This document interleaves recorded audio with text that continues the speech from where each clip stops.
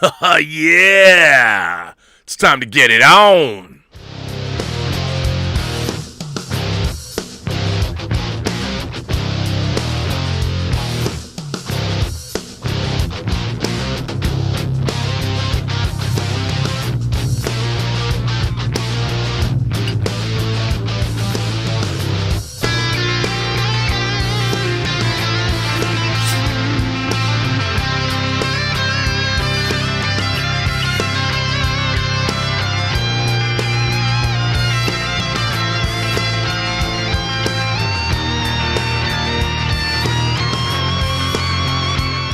Yeah! Get it on! Listen to that guitar riff. That is metal. Woohoo! Welcome to Midnight Metal episode number 6. I'm your Viceroy of Verisimilitude, your sommelier of cinema, your Archbishop of blah, blah, blah. You heard it all. You're not here to hear that now. That's a bunch of bullshit. You're here to get metal. It's fucking late night. Party time. Woo! You'd think I'd already started drinking. Well, you'd be wrong. I haven't. And tonight, I'm going to go with a little Tullamore Dew mixed with Pellegrino. I don't know. I think it's kind of metal. Whiskey and Pellegrino. Dilutes the whiskey. Means I can drink more and get less drunk and talk more. You know what that means? That means more metal for you. Well, welcome, imagination connoisseurs and members of this, the Post-Geek Singularity community. It's time for our late night show. Don't think this is going to get regular because it ain't. Although tomorrow night, I'm back with Dave Parker, everyone's favorite guest, director of The Hills Run Red. He and I had fun last week. I think we're going to have fun this week. Be here tomorrow. I don't have a special guest tonight. Don't have much of an agenda at all. I'm just here to talk to you, to get all metal tonight. Did you have anything metal happen in your week? And, you know, we define metal broadly on this show. You know what's metal? Hot Toys is making a Iron Man figure that's inspired from comic books, and it's die-cast metal. Woohoo! It's expensive, and it's not going to come out until late 2022, but they're making it. It's kind of metal. You know, I did do the 666th episode of Robservations. Everyone thought it was scholarly and erudite. I guess they expected Old Scratch himself to appear with a contract asking me to sign it. It didn't happen. Perhaps I wasn't inviting enough. You know, in my younger days, I probably would have found a virgin, sacrificed her live on camera, drank her blood, and ate her still beating heart. That would have been metal. I would have had somebody playing a guitar riff while I did it. Probably Steve Vai Crossroads style. How are you all tonight? You know, it's like late night drive time or something. I don't quite know exactly what that means, but hey, we're here, we're together. I've got my European audience. Wait, what? There's messages held for review already? Kinky Sphincter says, fucking metal, you are right, Kinky Sphincter. By the way, the name Kinky Sphincter is metal. Anything kinky with a sphincter I'm a fan of. Let's take a drink to that. Mm-hmm. Dave Parker says 666, number of the Burnett. Or Jake Gittes and Associates. Raul Julia says, I'm making my own internet. You should, Raul, from the afterlife. Dieter says, but that would probably be your last show then, Rob. Well, would it be? I don't know. Maybe I could have fame and fortune. Who knows? I don't know. I don't know what's going to happen tonight. You know, maybe I can have a random call-in. You know, I could do that. Wouldn't that be funny? How metal would it be if any of you have a setup? If any of you have a setup, I could actually throw out. You could be on this show. Why don't we do that? How metal would that be? Metal, metal, metal. So what I'm going to do is I'm going to set it up. This is what we're going to do. We're going to have a random call-in time. If you guys can Zoom, you got a camera, you got a good microphone. If you don't, I'm getting rid of you. But if you want to be on this show live tonight, because how metal would it be? No filter, nothing. I'm just going to put on the first person that calls in. I'm going to send out the link. First person that shows up, boom. So get your cameras and shit ready. Don't disappoint me. If you don't do it right, you know, it'll let me down. So what do you think? Anybody up for that? Anybody, first person, get your shit ready. I'm not going to tell you when I'm going to do it, but I'm going to put it into the live. It'll be in the link. Will be in the live chat. You have to look in the live chat. It'll just show up, and the first person to get here, I don't know who that's going to be, but the first person to get here, I'm going to put you on the show. We're going to talk. What I want to know is, though, if you don't have anything to say, don't. If you're going to be like, Michael Wincott and talk radio, it's your show, Bear. You can't be like that, although he was metal, admittedly. People are like, what's talk radio? Well, it was an Oliver Stone movie. If you haven't seen Michael Wincott and talk radio, you, my friends, are missing out. Come on. So what do you think? Will that be metal? Justin Kipper said, I said earlier today that anal probes from aliens are metal. They usually are. Depending on what you like, could be good, especially if there's a reach around involved. That's metal, yeah. Doomed says, is this live right now? Yes, it's live. This is live. Well, there's a bit of a delay. I'd imagine like a 5-second delay or something, 5-10 seconds. I don't know. But wouldn't it be metal if I had anybody to come on the show? Because wouldn't that be just random? It could be anybody. I don't know who's going to show up. Anybody? Right now we got 94 people watching. Somebody, one of you 94 people, if you're ready, if you got the tools, you got the talent, I'm going to throw out a link, put you on the show. I'm going to question you, though. I'm going to question you. We're going to talk. We're going to talk about what makes you an imagination connoisseur. Why do you watch this show? Let's have a conversation. And, listen, if you're shy, look at this. My hair is being a little not cooperatively metal today. Thank God I still have hair, which is metal, I guess, my age. So, yeah, what do you think? Are you ready? Is everybody ready? All right, well, I'll tell you what. There's a link.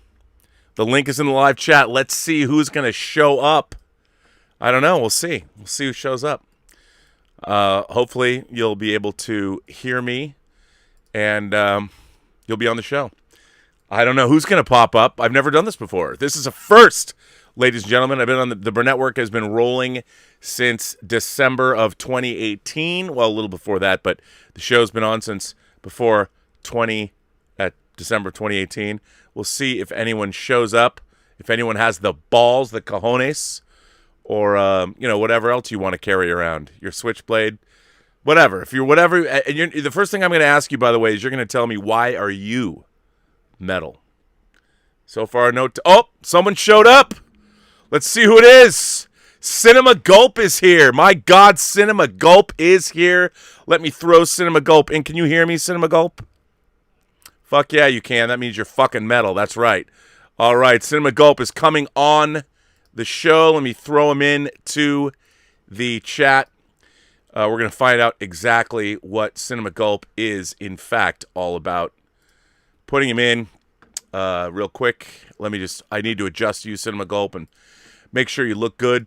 Make sure you're in the frame with me here. Let's see. Put you up there. I've never done this before. You are the very first random live guest on this channel. As I like to say, I don't call him Cinema Gulp. I call him Cinema. That's what I say. That's what I do. So, Cinema Gulp, sir, let me bring you on. Welcome to Midnight Metal. Everybody give Cinema Gulp a welcome to the show. So, Cinema Gulp, I want to know what makes you metal? What makes me metal? Well, I grew up with Slayer. I grew up with Minor Threat. And my favorite movie, Strange Days. Oh, so you know who Michael Wincott is. You know who Philo Gant is. That's why I couldn't wait to get on, You could hardly wait, could you? You could hardly wait. By the way, I love Strange Days. I want to be Lenny Nero. I'm your magic man. I've got what you need. I have Strange Days on Blu-ray. You know what I want to be? You know what I want more than being Lenny Nero is I want myself a mace. I want a mace that's got my back, that is amazing and is beautiful and as tough as Angela Bassett. You know what? I agree with you. And it's funny. I know Xevious is here. We haven't got to it yet, but Angela Bassett is somebody that I'm working on a project that I would love her to be the female lead in. Ooh. to be honest. But yeah, so tell me about yourself. I mean, we've never talked, but obviously you've been around, seen you around. You've written letters to me, all that kind of thing. So give me your background. Where are you from? Where were you born? Where do you live now? Tell me everything. I was born in Orange County. I spent a lot of time at the ArcLight. If you remember, I wrote a letter saying I hope I bump into you one day. But Now you're going to make me cry. You had to bring it down. I'm an editor like you, sir. Not to quite the level, but I've had some decent work there. Nice. I was a film student, Columbia College Chicago, just like Mikey from Red Letter Media. Nice. See, they're the same year, and I never met him or saw him. But that's pretty much it, man. Like I'm just like yourself, just a fan of cinema. I mean, my background is more like my favorite films are like Frank Capra films, and then they go Catherine Bigelow. Yeah. And then they go, I love James Cameron. I love the storytelling. I love. Well, he's a great filmmaker. I mean, it's funny to me that what I always, when people try and count James Cameron out, or the Avatar haters, Avatar, as if Avatar is not one of the most amazing feats of cinema. Now, yes, he's a populist meat and potatoes filmmaker, but he's the very best meat and potatoes action filmmaker, science fiction filmmaker there ever was. And when people poo-poo Avatar, I'm like, it is such a monumental achievement in terms of technology, and it's so compulsively watchable. Like I don't understand where it's Fern Gully in space. I'm like, so what if it's Pocahontas or Dances with Wolves? I mean, give me a break. When they climb up the mountains and they fly for the first, I mean that is some of the most. It's a '70s prog rock album cover. That is not quite metal, it's prog rock, but it's fucking amazing. And the imagination on display, nothing there is real. It's all made up, all of it. Yeah. And, Dude, let me tell you, do you remember when Avatar first came out? It was such a phenomenon. There was people like getting remember the whole depression of people that were like, I want to live on Pandora. I don't really get to see Pandora. Yeah. That's how gnarly it was. And then you like I remember the day we waited in line for a super long time, and we got like a middle row seat, and the movie had already started because the line was so long, and like we saw it in that 3D, the whole thing, the full experience, the 3D IMAX experience. Yeah, and like before we were even seated, and we looked up at the big screen, that like things are shifting, and like it's everyone floating, coming out of their sleep chamber thingies. Yeah. Oh my God! Like right off the bat, you're almost like disoriented because it immersed you immediately. By the way, my favorite effect shot of a spaceship over a planet is that shot, the exterior of the shot that brings them to Pandora. Yeah. When you see the solar panels, and I mean, like Weta did that. Some of the great effect shots, even when the craft is, I don't know the name of the ship, is bringing them down onto the Pandora surface for the first time, and you see the moisture, the trails coming off the wings of the ship. I mean, it's just like peak sci-fi verisimilitude. Yeah, in the first 20 minutes are the most submersive, because after that you're kind of indoctrinated. You get it, like your eyes and your brain have kind of like focused on it. Yeah. But right off the bat, when you're getting used to it, I had never seen anything like it, and I know that people are gonna eat up that sequel as soon as they see a quick little snippet of it. Yeah, he's gonna give us shit we haven't seen before. Like sure. I mean, it's funny to me that. For me, I actually met James Cameron. I shared a stage with him at USC, and I used to be the director of special events for the Academy of Science Fiction, Fantasy, and Horror Films. And when the Abyss director's cut was coming out, I said to Dr. Reed, who passed away, but I said, Cameron has a print of it. They're going to make a print of it, so he could bring the print to USC, to the Norris Cinema. We had our Sunday screenings, and we should have him do that because he was always a fan of the Academy. He brought Terminator down and showed it to the Academy in '84, and like a couple weeks later, Dr. Reed calls me and goes, "Robert, James Cameron's coming down and you're going to interview him. And I'm like, I am? And Norris, the thing about Norris was so Norris is the big theater on the USC campus. Yep. And all the students would go there. So we had the Sci-Fi Academy, and then if you were a USC student, they would let you in. And on Sundays, they used to usually have 3 movies that they would screen, something to do with science fiction, fantasy, or horror. And sometimes they'd have special events. So Cameron was coming down, and I had to interview him on stage. And I spent weeks, because he does not suffer fools gladly, and I didn't want to be some douchebag that didn't know.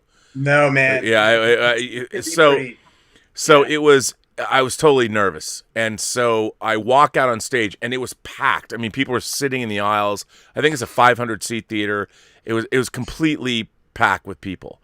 And I walk out, and my opening remarks, I said, I think everybody here in this theater, by the way, this was back in the early 90s. I said, everybody here, we all went to the theater in 1984 and saw The Terminator. And after 100 minutes, I think we were all breathless, wondering, who is James Cameron and what is he going to do next? And to tell us, please welcome James Cameron. Of course, everybody's screaming and clapping. It was like a rock concert. So James Cameron walks out, and he's like looking at me, and he gives me the once-over, and he takes, I guess I handed the microphone, and he says, well, if you left The Terminator after 100 minutes, you missed the end of the movie, because The Terminator is actually 108 minutes long. And, of course, the entire audience erupts, and I'm like, oh, fuck. This is going to be... And I couldn't show weakness. But I was like, bro, did you have to... I mean, I heard I heard he was tough. But it was like, really? Like, I'm just a fucking kid, man. This is my fault. But I walked... So we sat down, and we had I thought, a great interview. And I couldn't wait to open it up to questions so I could just sit back and relax. But what was pretty cool was he actually, after the interview was over, he shook my hand and he said to me, I'll never forget this. James Cameron said, I very much appreciate how prepared you were for this interview. Oh. Because I had read every Cinefex article and I had read every thing, and he shook my hand, and to get that from James Cameron, I was like, how fucking metal was that, dude? James Cameron, fuck yeah! What was he there promoting? Do you remember? He was there promoting. No, he was there specifically to show the director's cut of The Abyss. So we watched the direct, and it was the first time it was ever shown. And it was, I liked the original Abyss, but I love the director's cut of The Abyss, and people even criticize that. But the director's cut's where it's at, and where it's a better film. I watched it recently, and it really holds up. Where is that? I do not understand why the 4 missing Lightstorm films domestically on HD Blu-ray and 4K.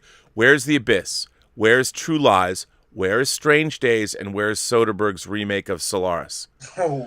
Now, I have, thanks to Dieter Bastian, I have Solaris on Blu-ray in a beautiful German media book, and I had purchased the guy who runs Trek, I want to say Trek Web, got the German Blu-ray for me, I don't know, 8 years ago, which is pretty good. It's a Fox Blu-ray. It's a good Blu-ray. But I love Strange Days. I saw Strange Days. It came out in 95. I saw that on the Fox lot, and we covered it in Sci-Fi Universe, this magazine I used to write for, and I loved it. I thought it was right after the LA riots. That movie was so incendiary. It was one of the most politically charged films ever. I was here for the riots, and I'm like, oh my God. Well, I mean, aside from even that, like you yourself as an editor, like Howard Smith is like kind of my hero. Like I love what he does with film. I mean, I know nowadays he did Snakes on a Plane and he kind of fell off the radar. I don't know why he stopped working with Catherine Bigelow. Like something must have happened because he was her guy for years. And then it just kind of went away. But like Strange Days just evokes like so much amazing, like melodic tension, like through the whole thing. And then when the action scenes hit, they're so warranted because you're seeing the whole movie through Lenny Nero's eyes. I mean, the whole movie. Literally. Yeah. And that movie to me, like Mace is, I've said it's not just female character. She's one of my favorite characters in the movie. I've been listening to you for years, and I'm always like, like grabbing my hands like this when I hear you talk about Angela Bassett because I got the same crush I always have. Oh. And she looks as good today as she did then. No, she's amazing, and she's in her early 60s now, and she looks incredible. I'd love to work with her. I'm a huge fan of hers, all the way back to What's Love Got to Do with It when she played Tina Turner. I think I loved her in Contact. She's great in Contact. I love her in anything. Me too, man. But Strange Days. It's very funny. I thought that movie was going to be huge, and it really wasn't. And it didn't. When I saw it, I was so. I mean, the LA riots hit me really hard, and that movie was very evocative of that time. And the last third really punches it in there. That last third too. Yeah. It was really. I mean, I lived in Hollywood during the LA riots, and I'd never seen anything. I was living with a girl, platonically, we were just friends, but she had a condo in Luc Besson's building, Luc Besson, which is so weird. But who I met later when we Mark Altman and I went to Luc Besson's. He had a house in Malibu where he was finishing The Fifth Element. So we went to his house and he showed us stuff on the Fifth. It was just weird. But I wanted to say I used to live in your where you have your condo. But that LA riots, we were on the roof of the building during the riots, and I lived on the very top of La Brea, where Roland Emmerich lives, right around the corner. And it looked like the entire LA basin had been bombed by, like, there was like 50 columns of smoke everywhere. There was ash in the air. And I think it was on the corner of Wilcox on Hollywood Boulevard, which we could see both sides of Hollywood Boulevard were burning. And I thought, man, the city's going to lose it. Thank God we're so lazy, we Americans. Like, nobody will ever, the revolution will never be televised because nobody will have the wherewithal to actually do it. I mean, I thought they were going to march into Beverly Hills and burn everything down. No, they just burned down the local 7-Eleven and looted Circuit City and took some TVs. Dude, I was adjacent here in Orange County, and like, we could feel the embers, and like there was talk every day that it was coming south. I mean, it didn't really. I mean, there was little kind of like offshoot people doing stuff, but I mean, I think I was 15 when that was going on. I was scared shitless. No, it was the scariest shit I've ever seen. Yeah. And I the next night, we used to go to this place called Larry Parker's. It was like a 50s diner, but on the weekends, it was like an after hour. It almost turned into a club. And we went there for years, but then it became a place where a lot of rappers hung out, and it started to get really fun. And like my friend Sean, who's no longer with us, he and I would go there, and I mean, we would sing Mix-a-Lot and dance on the tables, and dudes would hold us up because we were like the two white guys, and it was hilarious. But we went to Larry Parker's the next night of the riots, and we walked in there, and it was a curfew. We weren't supposed to be in there, and there were cops, like these 5 cops in there, and one of them was crying, and he was talking about the first people that died in the riots apparently they had like robbed a bank. And there was a car chase, and it was a convertible. The car flipped and landed on top of it, and it killed the driver. His head was taken off. And the cop, it was like right after this happened, and the cop who was driving the car or whatever was just crying at Larry Parker's, and we're like in there, and I'm like, maybe we should leave. It was pretty funny. I mean, it was not funny, but it was funny that we walked in there and there were these 5 cops and they're all depressed.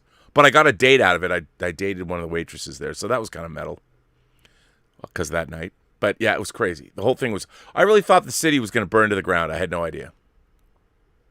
So it was a wacky thing. Have you frozen? I think you froze, which is kind of fucking metal. Cinema has frozen, or maybe he just was tired of. Let's see. Maybe I can get you back. It's pretty metal that you froze. Cinema Gulp, come back. I thought we were having a good conversation. Well, and come back again. I don't see you. You must have dropped out. Come back in. Use the same link. unless somebody else beats you to it. People are writing in, man.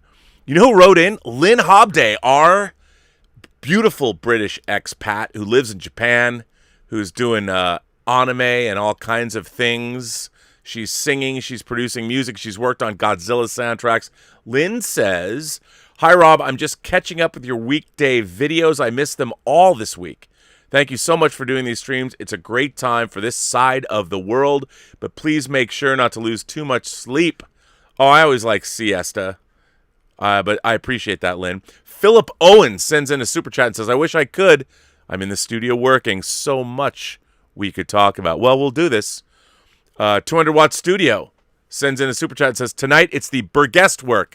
Yeah, but I want to get Cinema Gulp back. I wonder if that was that me or you? I lost you there. Cinema Gulp, come back if I can get you. Come back, Cinema Gulp, come back." Ross Gecko says it's pure metal to bring on random connoisseurs. Absolutely it is. Totally metal. Lynn Hobday goes on to say, "Strange Days has one of my favorite endings ever. The music is so beautiful." It is. The soundtrack for Strange Days is great. Love it. Don Hartzell sends in a super chat and says, "Happy 6 years from Heroes to being fucking metal." You know who was metal? John Schnepp was fucking metal. And yeah, as a matter of fact, for those of you who don't know, April 14th was my 6th year anniversary on YouTube. I started with John Campy and John Schnepp on AMC Heroes at episode 6, all the way back in the day. So, Cinema Gulp, where'd you go? Are you not there? Like, let's see. Maybe I'll let you try and come back on. No. Reconnect to previous session. Let me see if I can. No, I guess Cinema Gulp's gone, which is kind of a bummer. Don't know why, but all right, Cinema Gulp, I don't know why you are left, but let's see. I'll put it out. Anyone else wants to join me? It was good seeing Cinema Gulp. Latino Slant is here. I'm Metal Rob. Paulie is fucking metal. Paulie is doubly metal because he's Latino, and Latino metalheads are that much better. And they've got that hot Latino blood. So let me just say, I am going to I'm gonna throw that in. Okay, everyone. Next person that shows up, there is the random stream. Let's see if someone will pop in. Will they pop in? I don't know. Oh, wait, Cinema Gulp's back. Are you back, Cinema Gulp? Can you hear me? I can't hear you, sir. Can you hear me? I can see you, Kirk. Can you see me? Can't see that. Maybe he'll come back. Maybe he'll be back. Cinema Gulp says, "I was loving our conversation, Rob. The line dropped. Not sure why. Thank you for the talk, sir. That was so fucking metal to talk to you. Well, you can come back if you want." Andrew Christie is drinking Guinness. Jason Momoa drinks Guinness. Momoa is metal, therefore I'm metal. That's the kind of logic we use on nights like this. Yes, Cinema Gulp, I still have you. I don't know why I don't have you, but if anybody else wants to come on, I did put it in live chat. I'll throw it in once again if you want to come in. Oh, wait. He's back now. He's back. Cinema Gulp is back, which is fucking metal. Yeah. Sorry, man. Sorry, dude. I'm so sorry. That was unmetal. Dude, you know what? The fact is, you know what it was? It was like being in a burning airplane about to crash, but no, you pulled it out and you're back. You are back. I did, man. Fuck yeah, we're having a great conversation. Loved Cheers, it. Man. Cheers. Cheers. Let's wait. There's nothing in that glass. Are you? I just finished the last of my wine. I mean, not the last total, but the last of that glass. Well, you know what you got to do? You got to always have more. I know, but see now, if I walk up and go away, then you're gonna, I'm gonna lose my spot. No. It's good to have you. By the way, it's no one else has stepped up to the plate. No one else has taken the bait, sir. You have, and I'm happy that you're here. I'm loving that you're mixing the Pellegrino with Scotch, man. Oh my God, dude. We park our shuttlecraft. Come on, brother. You know what I'm saying? I'll tell you why. I can drink twice as much. Yeah. No, and You plus, hydrate. you hydrate as you drink, and I can quaff the whiskey. I mean, I'm, what can I say? Although, it's funny. I often wonder as I get older and close to death, how long can I sustain doing something like this show, a midnight metal show? I'm sure there's some people out there going, what a sad, pathetic old man. And I would say, no, I'm fucking metal. Fuck you, I'm metal. Ah! Can I tell you what's pathetic? Is my face frozen on screen like this for about 3 minutes. That was pretty shit.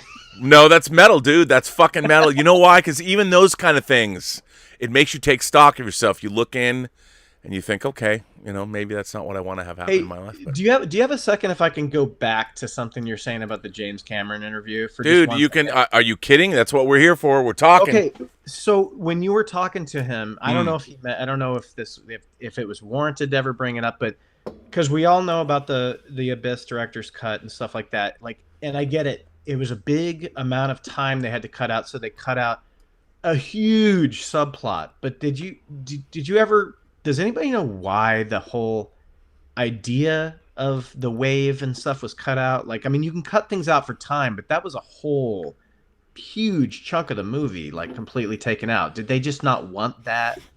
No, you know what? The way I remember it's just the.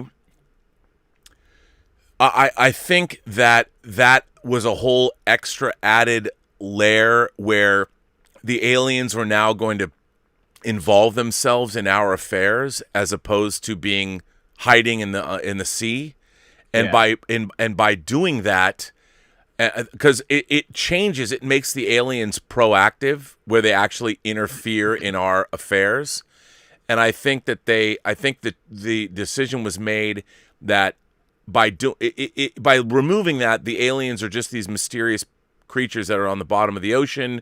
Right. They've been there observing us. They're curious about us, but they don't do anything to us.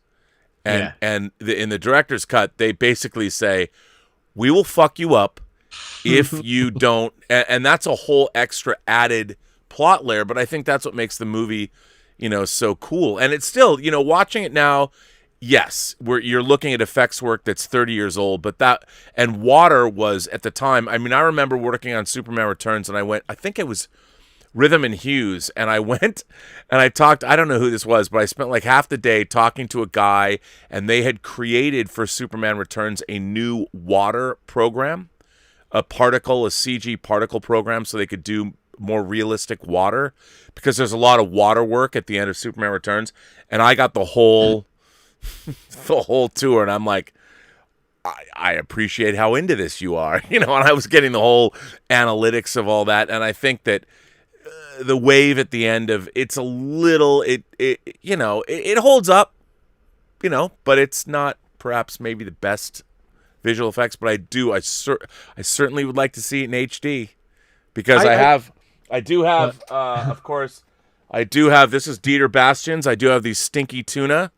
bootleg Blu-ray, which is a combination of the up-resed DVD footage with the HD version that has been airing on various streaming services and cable. Is that still wrapped in plastic, sir? Have you not watched that yet? Oh no, this is Dieter's. I've watched mine. This is my shelf of Dieter Bastion's discs that I've acquired from, that I'm going to send to Germany. True Lies. So yeah, but they're all, Dragon Slayer, movies that are not available on physical media yet. Janusz Poha from Ghostbusters. Janusz Poha. That is true. I would be amiss not to mention. So my co-host of my show on Cinema Gulp, one of my best friends, John, like he just had a baby, and he actually named his baby James. Oh my God! That's amazing. He had his baby. Does that mean he's a scientific anomaly? Why isn't he is he on the cover of the Weekly World News or what? You know what I mean. His wife has. I know. They named it James after Cameron. He's got Terminator 2 on his arm. He's got Aliens on his other arm. Was he born that way? He just. Oh, you mean he was? No, I'm just kidding. Yeah, not the baby, but like we always talk about the Abyss as being the starting point, the sprouting point of everybody says Terminator 2 because of the technology for the T-1000, but you also have his beginning love for Titanic, and then you also have some of the technology that comes into play with Avatar. I always think The Abyss is the one that people don't talk about enough because it's kind of the one where he learned everything about special effects. You know, like he did practical effects in Aliens and everything up until that point. Right? Well, the pseudopod sequence, you know, the face, the water, that was the precursor for the T-1000. And, you know, a lot of people forget that Cameron worked on visual effects on Escape from New York and Battle Beyond the Stars, you know, and Piranha, which was directing. But like, you know, for Escape from New York, when the Gulf fire is, well, I don't know if it is the Gulf fire. Snake Plissken flew a Gulf fire into Leningrad, but the glider that he's flying, so during on the readouts, like the 3D readouts when he's flying into New York, those are actual models with like just chart pack tape on them to make them look like CG readouts. And I mean, he knows, you know, the way he worked with the Skotax and everybody to make all the practical effects in Terminator. And it's interesting. You go back and there's some wonky effects, like there's some Stan Winston head effects Terminator that are clearly a puppet or something. But the gonzo nature of how he shot that stuff. Like he never shied away from it. He made you believe the way he used animation effects when during the time travel sequences. Fucking great stuff. It's fucking great, and like the matte paintings and just his whole guerrilla approach to the first few things he did. I mean, even with something like Aliens, where he had like the backing, like there's so much of that were like when you watch the special features, like he's got to work with, you know, you got to work with the British and deal with the tea times and all that stuff. Like everything he's just like that mind that like he works better. Like he works better with less, even though now he has more than any director that's ever existed. Well, what I love is like his wife. He was married to Gail Ann Hurd at the time. She's like, you only get 6 alien suits. That's all you get.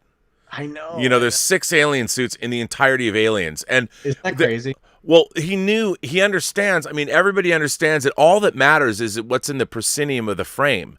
Yeah. You know, it doesn't matter. And like when they're coming in the ceiling and they look up with the lights, you know, and you see that they're inverted and they're crawling at you, and it's just 3. That's it. And you think, oh my God, there's hundreds of them. Get out of there, you know. And one of my favorite stories about Aliens was that when they find the Narcissus at the beginning in space, and the salvage team comes in and they've got the laser, Gail Ann Hurd's like, that's not in the budget. Pay for it yourself. And he did. He had to pay for it to bring in that laser and sweep across because he wanted that visual. And, I was talking about Aliens today, and I said that somebody wrote in and said, why are sequels for the most part so bad? And it's because the studio decides to make them, and then they find people who they can convince to direct them. Like lots of people who need jobs. And I said, look, James Cameron was a guy that wanted to make an Alien sequel. He had an idea. He's like, I really want to make this. This was his life's ambition. I made Terminator. But what are you going to do with your success, James? I want to make a fucking Alien sequel. And he knew how to do it.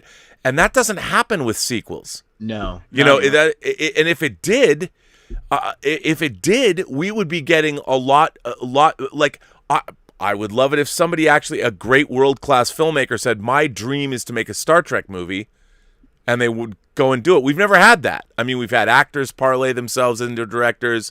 You know, Nicholas Meyer he makes Time After Time, and okay, I don't know anything about Star Trek, I'll take over.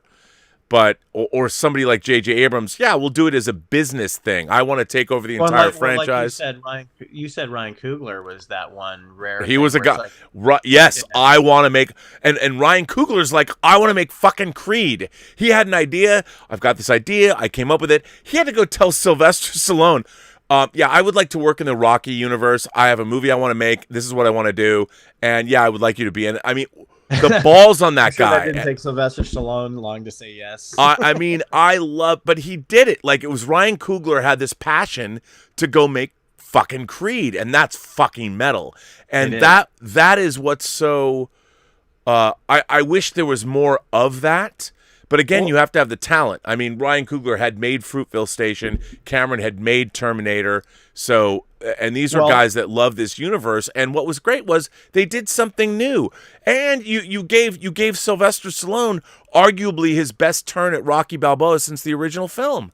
And what I like hearing you talk about when it comes to filmmakers is the details of things where it had to get to a certain point, because you know the industry, but you also know the technical side of everything, which I really appreciate.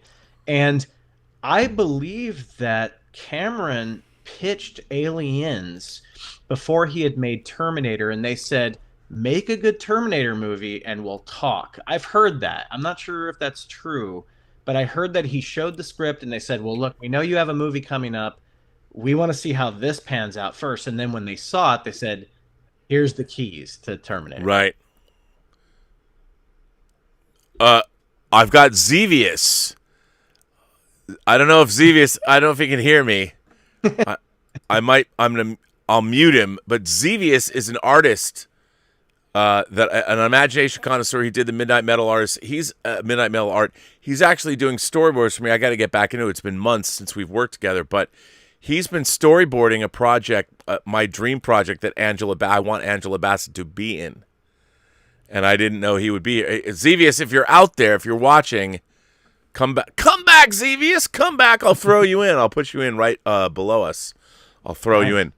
But Xevious is an incredible artist. He does comic art, and he's a Canadian, so he's good. Sorry, I didn't mean to interrupt you.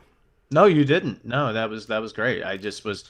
It was just something that I'd heard. I didn't know if there was any truth to it or not, but that he literally, Terminator was kind of his practice run. He'd already had it scheduled and he was shooting it, but the studio where he wanted to do Aliens, they were like, if Terminator works out, then we'll talk about Aliens. And then I think when they saw Terminator, they're like, let's do this. But I don't know how much truth there is to that. You probably I don't know. I mean, to be honest, I would have been able to tell you 20 years ago.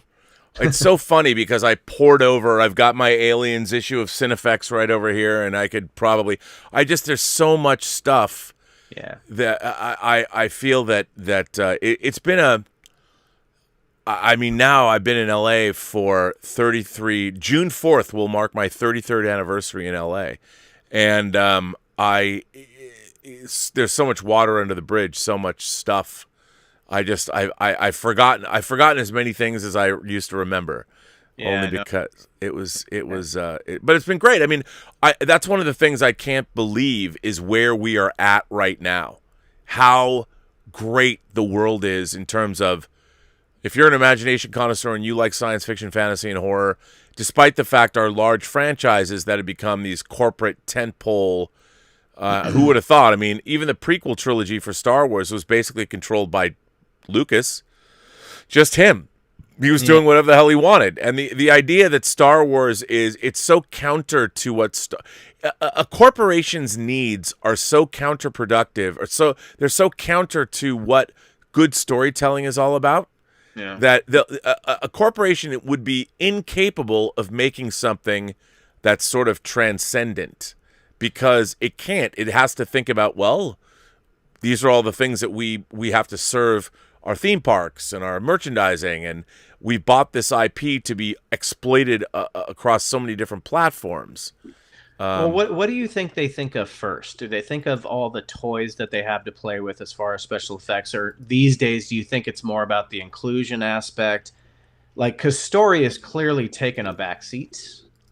Well, look, I think the first thing they think about is the exploitability of the IP across all of their platforms. Oh yeah, that's true. So Disney doesn't even they think, okay, Star Wars for the last, when they bought it in 2012 or something, when they bought Lucasfilm 2012, they're thinking, okay, we're already in bed with Lucasfilm. Indiana Jones is in Disneyland, Star Wars, Star Tours has been in Disneyland since the 80s. I mean, we already understand that, and Star Wars is an IP. They think about it as an intellectual property to be exploited across every single different platform. Movies, television, animation, toys, apparel, the theme parks, whatever. So that's how they're thinking about it. Now, and that's Disney as a company, that's how they think about it. Now, what's interesting is Disney over the last, before they bought Star Wars and Marvel, they were lucky in that in the late 80s and early 90s, they were able to reinvigorate their animation division with things like The Little Mermaid and Beauty and the Beast. So they brought, because they were kind of a moribund company in the 80s. You know, they couldn't, when Tron came out in 82, they couldn't get movie theaters to show Tron because their live action stuff, they were like, you guys don't, you're not a box office draw. And so when they revived their core brand, which was animation with Little Mermaid and Beauty and the Beast, and everyone's like, they're incorporating CG into Beauty and the Beast. That was a big deal for Disney. But then these movies were a huge hit. And suddenly over the 90s, there was and then a Touchstone, and you had in the 80s, they started doing things like Splash, and in the mid 80s, things started to change for Disney. Down and Out in Beverly Hills, and they were that movie so much. Oh yeah, and of course they won't even put it out on Blu-ray because they've farmed it out to other companies. Yeah. But now, I mean, now it's such a strange, Disney is in such a strange position. They had Pixar, Marvel, now Star Wars. But the problem is, unfortunately, what I would have done is if I had bought Star Wars, if I was Bob Iger, I would have said, okay, you have David Fincher worked on Return of the Jedi when he was 18 years old, shooting the speeder bike sequence, the point of view stuff. I would have been like, okay, filmmakers, we are opening our doors. What would you do with Star Wars? Yeah. And they would only take pitches from the very best. What would you do? And like James Cameron, that shit. Find out there's got to be somebody that's David Fincher. Did you dream of making a? Sure, you did. You know, and I'm not saying that. Look, JJ Abrams is a hack. He's not a good filmmaker. I'm sorry. I've watched Star Trek Into Darkness, Super 8, his 2 Star Wars movies. I haven't liked any of them. Super 8 is probably my favorite just because it's nostalgic, but it's so in your face nostalgic, it's hard to there's nothing original about it. He doesn't bring any kind of, he doesn't even get he's using anamorphic lenses and trying to get those anamorphic flares like the Jan de Bont Die Hard or Dean Cundy anamorphic flares from Escape from New York. He doesn't even get those right. Shit to death, yeah. And I just look, I'm sure he's a nice guy. He grew up in the business. It's great, but I think he's supremely untalented, and I would say that to his face. And I because I want him. I'm like, JJ, you get so much done. You have so much power. Please make something good.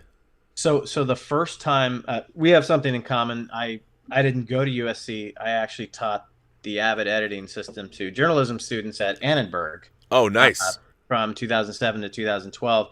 And the auditorium in there was the first time JJ Abrams came in and the first time he started talking about his mystery box theory. And I remember all of us going, the fuck is he talking about? It just seems like an open-ended excuse. Well, yeah, no, that's what it is. I mean, I think the thing with the mystery box is what it allows you to do is set up, I call it the impossible premise. He calls it a mystery box. I'll call it the impossible premise.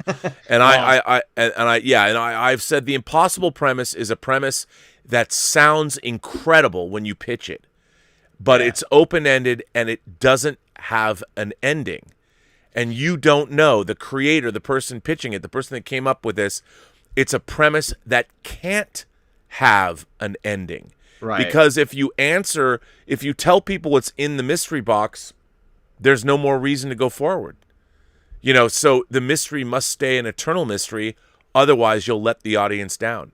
Because if you tell them, if you answer the question, Lost asked one question. What is the island? That's it. What is it? It never answered that question. It tells you that, well, the people are in purgatory. But, you know, it's so strange to me because I'm like, how do you not know? And my favorite show to hate, Manifest, impossible premise. It just gets more weird and outlandish. I mean, I can't believe I still watch it, but all right.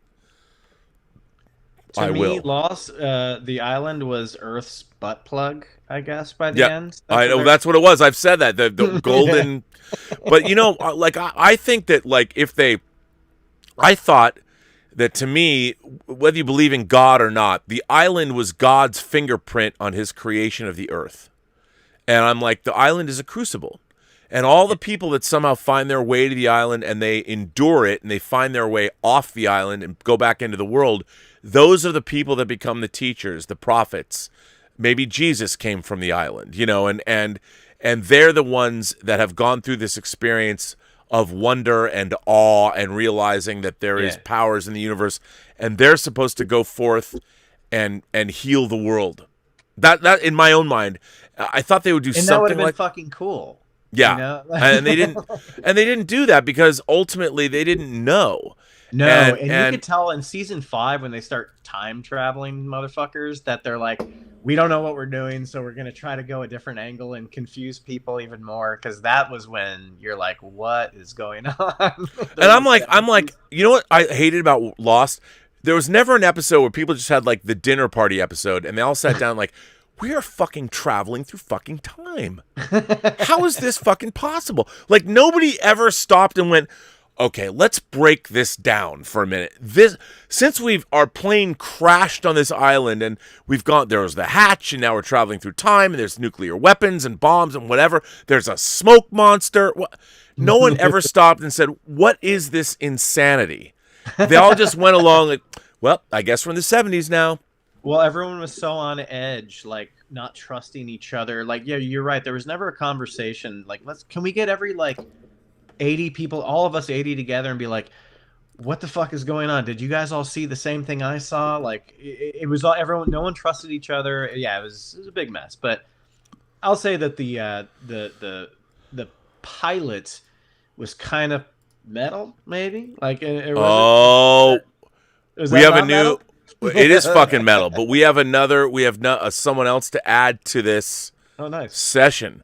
We have Paulie from Latino Slant is here, and Paulie knows, talk about music, talk about strange days. Paulie is one cool motherfucker, and I'm going to add him to this. One of my best soundtracks, Tricky. Tricky was awesome. That's Tricky. Hang on, let me add him to this. It's going to be a little sloppy when I add him in, but I'm going to do it. And it's going to be awesome. So hang on, let me just drop him in. Paulie, I'm going to put you in. I'm going to put you above us because I don't have a 3-shot right now. So I'm adding you in. Oh, this looks good. It's fine. Putting Paulie in. Everyone, ladies and gentlemen, boys and girls, gentle beings, kind souls, all of you imagination connoisseurs, please welcome Latino Slant, Paulie, to Midnight Metal. Welcome, sir. Hey, bud. How are things? Rock and roll, rock and roll, cabrones. Yes, cabrón. Pinche ways, rock and roll. All right, Paulie, welcome. Now, Paulie, you are metal. You're metal. I'm walking metal. You are walking metal. You've even look at your lighting setup is so metal. It's so metal. So I gotta say that Paulie, his channel Latino Slant, recently got monetized. Everybody should join. Yeah. I was gonna come on I totally flaked the other night and didn't come on your channel. That wasn't metal. You flaked. I flaked, and I apologize. No, that was metal that you flaked. No.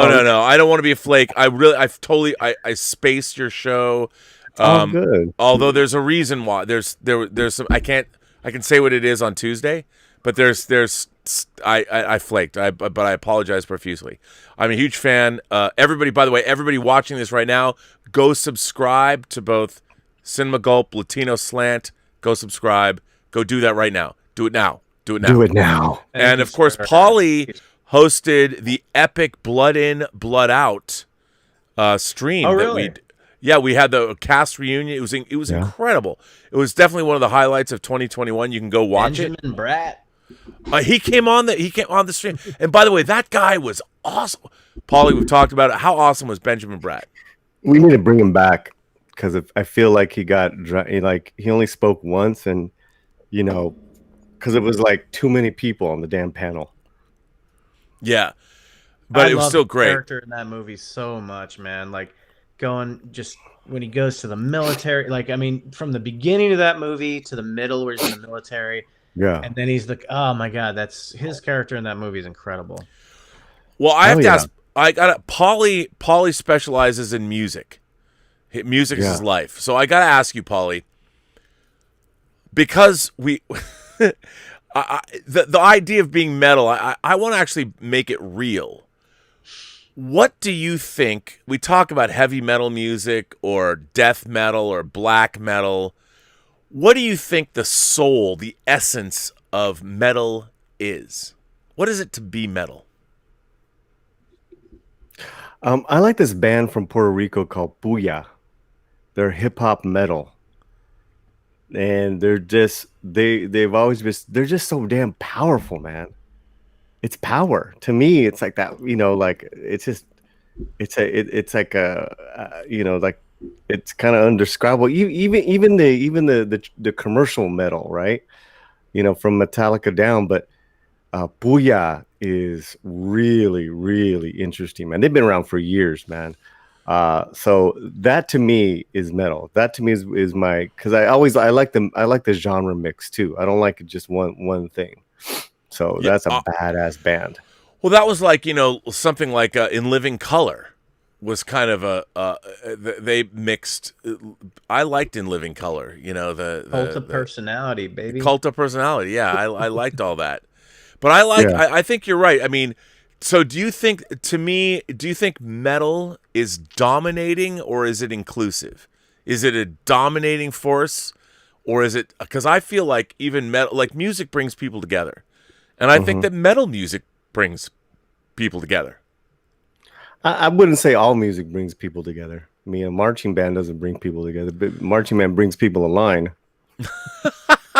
Well, I mean, sometimes when you're in the middle and they do some of that crazy marching band shit in the middle of you're like, how do they figure out from where we're sitting? How do they make that stuff work? Like I get sometimes I'm amazed by what a marching band can do on the field, but I feel you. I understand. You know what I mean? I'm just being a smartass too, but music, it has its purpose.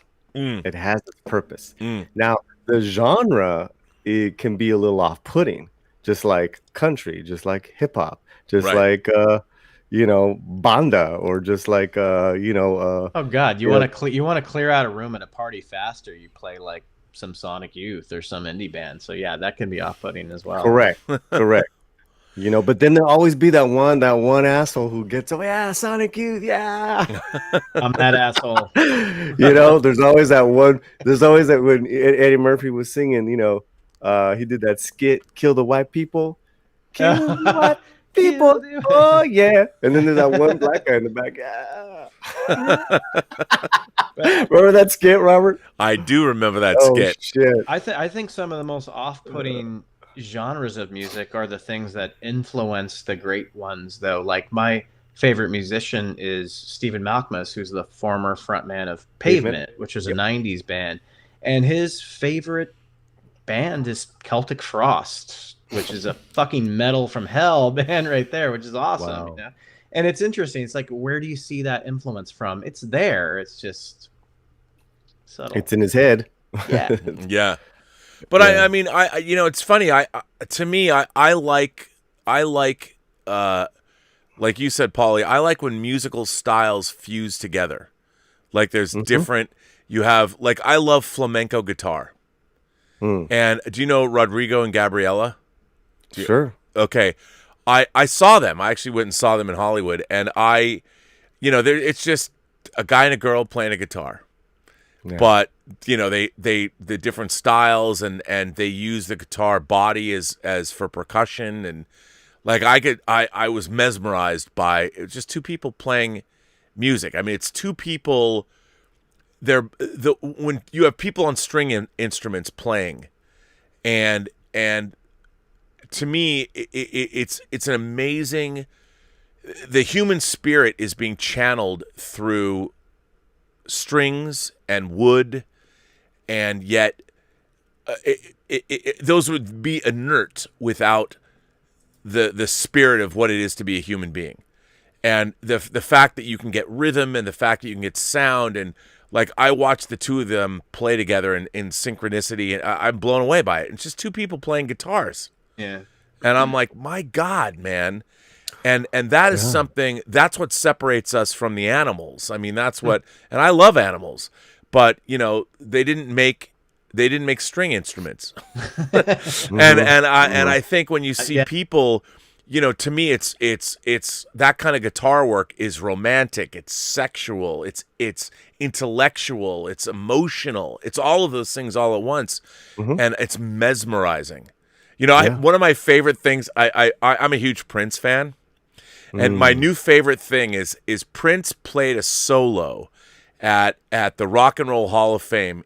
There's all these great guitar players playing while my guitar gently weeps, and it's a rock and roll. I've seen it. It's and at 3 minutes and 22 seconds, Prince steps in and plays one of the incredible rock guitar solos ever, and there's now a bunch of reaction videos. Oh, really? I didn't even know this for that particular guitar solo.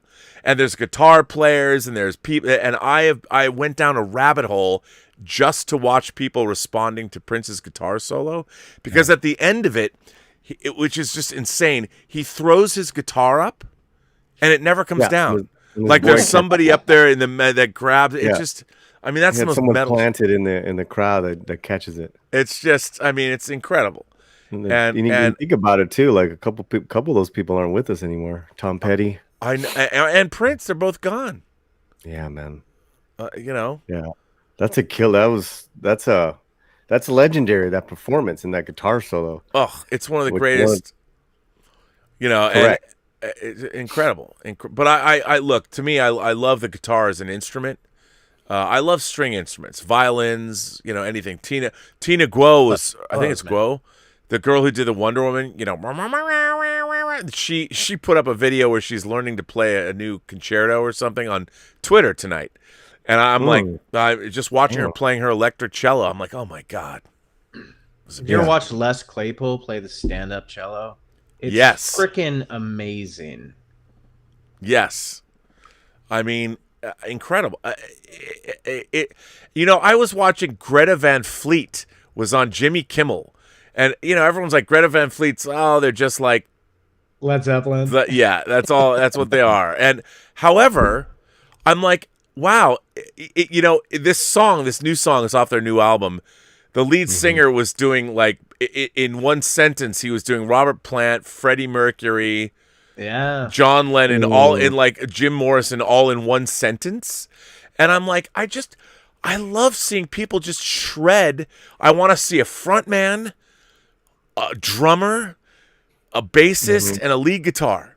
Yeah, man. Just dudes that can shred their instruments. That's all I want.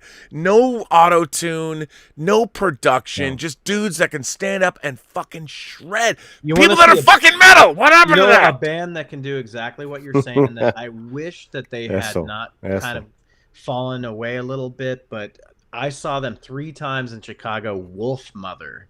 Holy dude. Shit. I know Wolf Mother. Yeah. So amazing live. I remember those guys. Yep. Oh my God. Live, this band just like lit the room on fire. And then I guess they had a falling out. One of the members left, and they made more albums, but they were never the same. Oh, I hate that because they were. So the guy that does my theme songs and shit like that, which is great. You have great theme songs. He's gonna do a full Cinco de Mayo concert on the channel. Wow.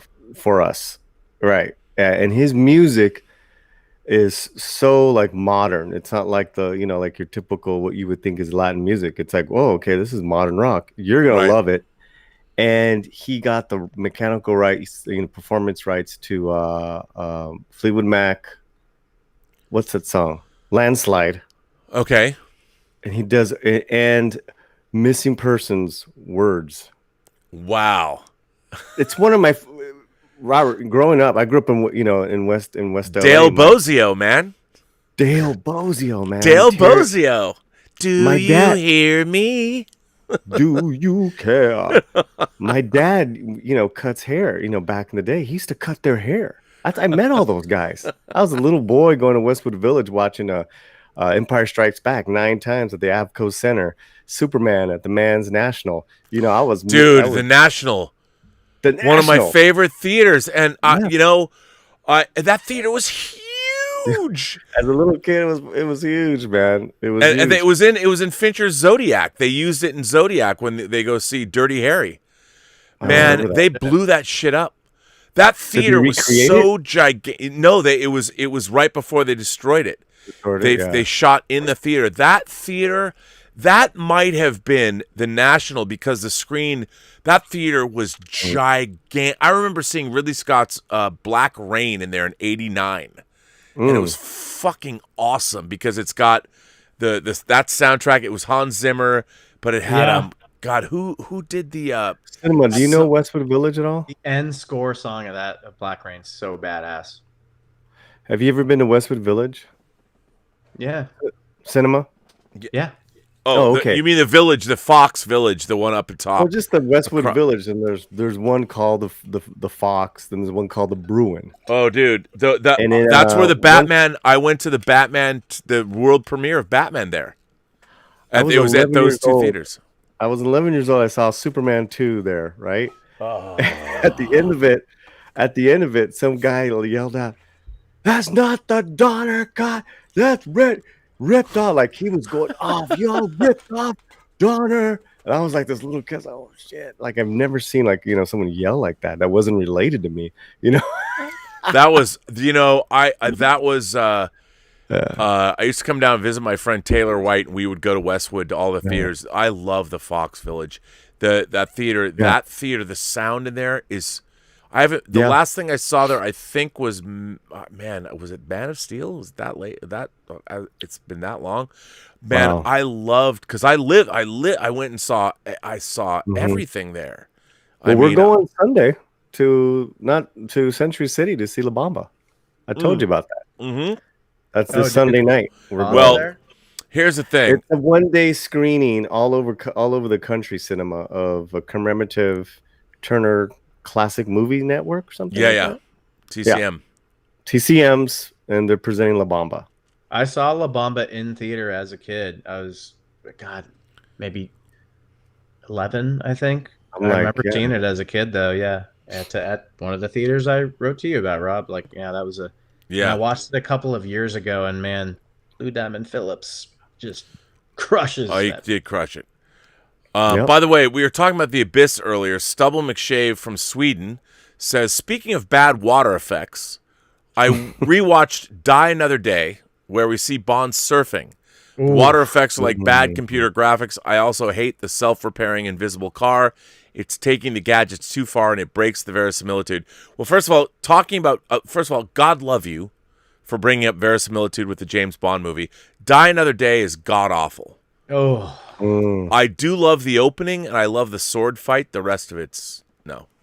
Even the Madonna song. Come on, Madonna. That's a bad Madonna song. Don't we get what about Frozen? Can't we have that? That was a pretty good album. Let's no. Or Live to Tell. Close range, man. Close range. What's her name? I love her so much. Alicia Keys. From Gone Girl. Oh yes. She was like one of the villains. She plays not Garrity. She's the sword master. She's Gone Girl. She was the blonde girl from Gone Girl. I love Rosamund Pike. Rosamund Pike. Yes, Rosamund Pike. She's a freaking amazing. I don't know how I forgot. She is amazing. There's something very sexy. Oh hell yeah! But I don't know. There's something. Yeah, she's got an appeal. Yeah, she does. Yeah. Black Philip Alvarez, by the way, sends in a tip and says, "Shout out to Cinema Gulp.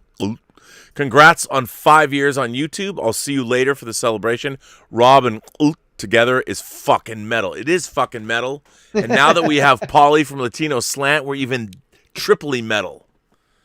Black Alvarez? Black Philip Alvarez. Black Philip was the goat in the movie The Witch. Black Philip Alvarez. Yes. It's metal, it's late night. It was not a hate letter or anything like that, but he he does not like me or my channel. And He so doesn't? Black Phillip, I love you, bro. I love you, man. It's all good. How can Black Phillip Alvarez not love your channel? Your channel's awesome. He's like, he didn't like the way I was representing Latinos. I'm like, I represent me. I'm metal. Dude, you are, by the way, Paulie, you are fucking metal. And by the way, one of the greatest streams I will, in my life, when I'm on my deathbed and people are like, Rob, reflect back on your time on YouTube. I'm going to be like, there was a time when I worked with Midnight's Edge, and I worked with Paulie from Latino Slant, and we brought a reunion of Blood In, Blood Out to the channel. And Jesse was on for 4 hours. He was. And it never ended. That was incredible. That was hilarious. you know what that taught me? That what was amazing about that was, so for those of you who don't know, there is an incredible movie that I've always thought of as the East Los Angeles Godfather. That's how when I saw it. And it's based on Jimmy Baca Santiago's poetry. Yeah. And Taylor Hackford, who directed Officer and a Gentleman and White Knights and The Devil's Advocate, directed it. And now he would have been canceled. You can't have a white dude directing a movie like Blood In. No, it wouldn't have happened without him. It was a great confluence of events. You had a lot of great Latino actors coming together and telling the story, this great East Los Angeles. In a way, it's kind of a dark fairy tale about different paths people can take and what what family means, and they shot it on location. It's an incredible LA movie that I actually find uplifting, even though there's a lot of darkness in it.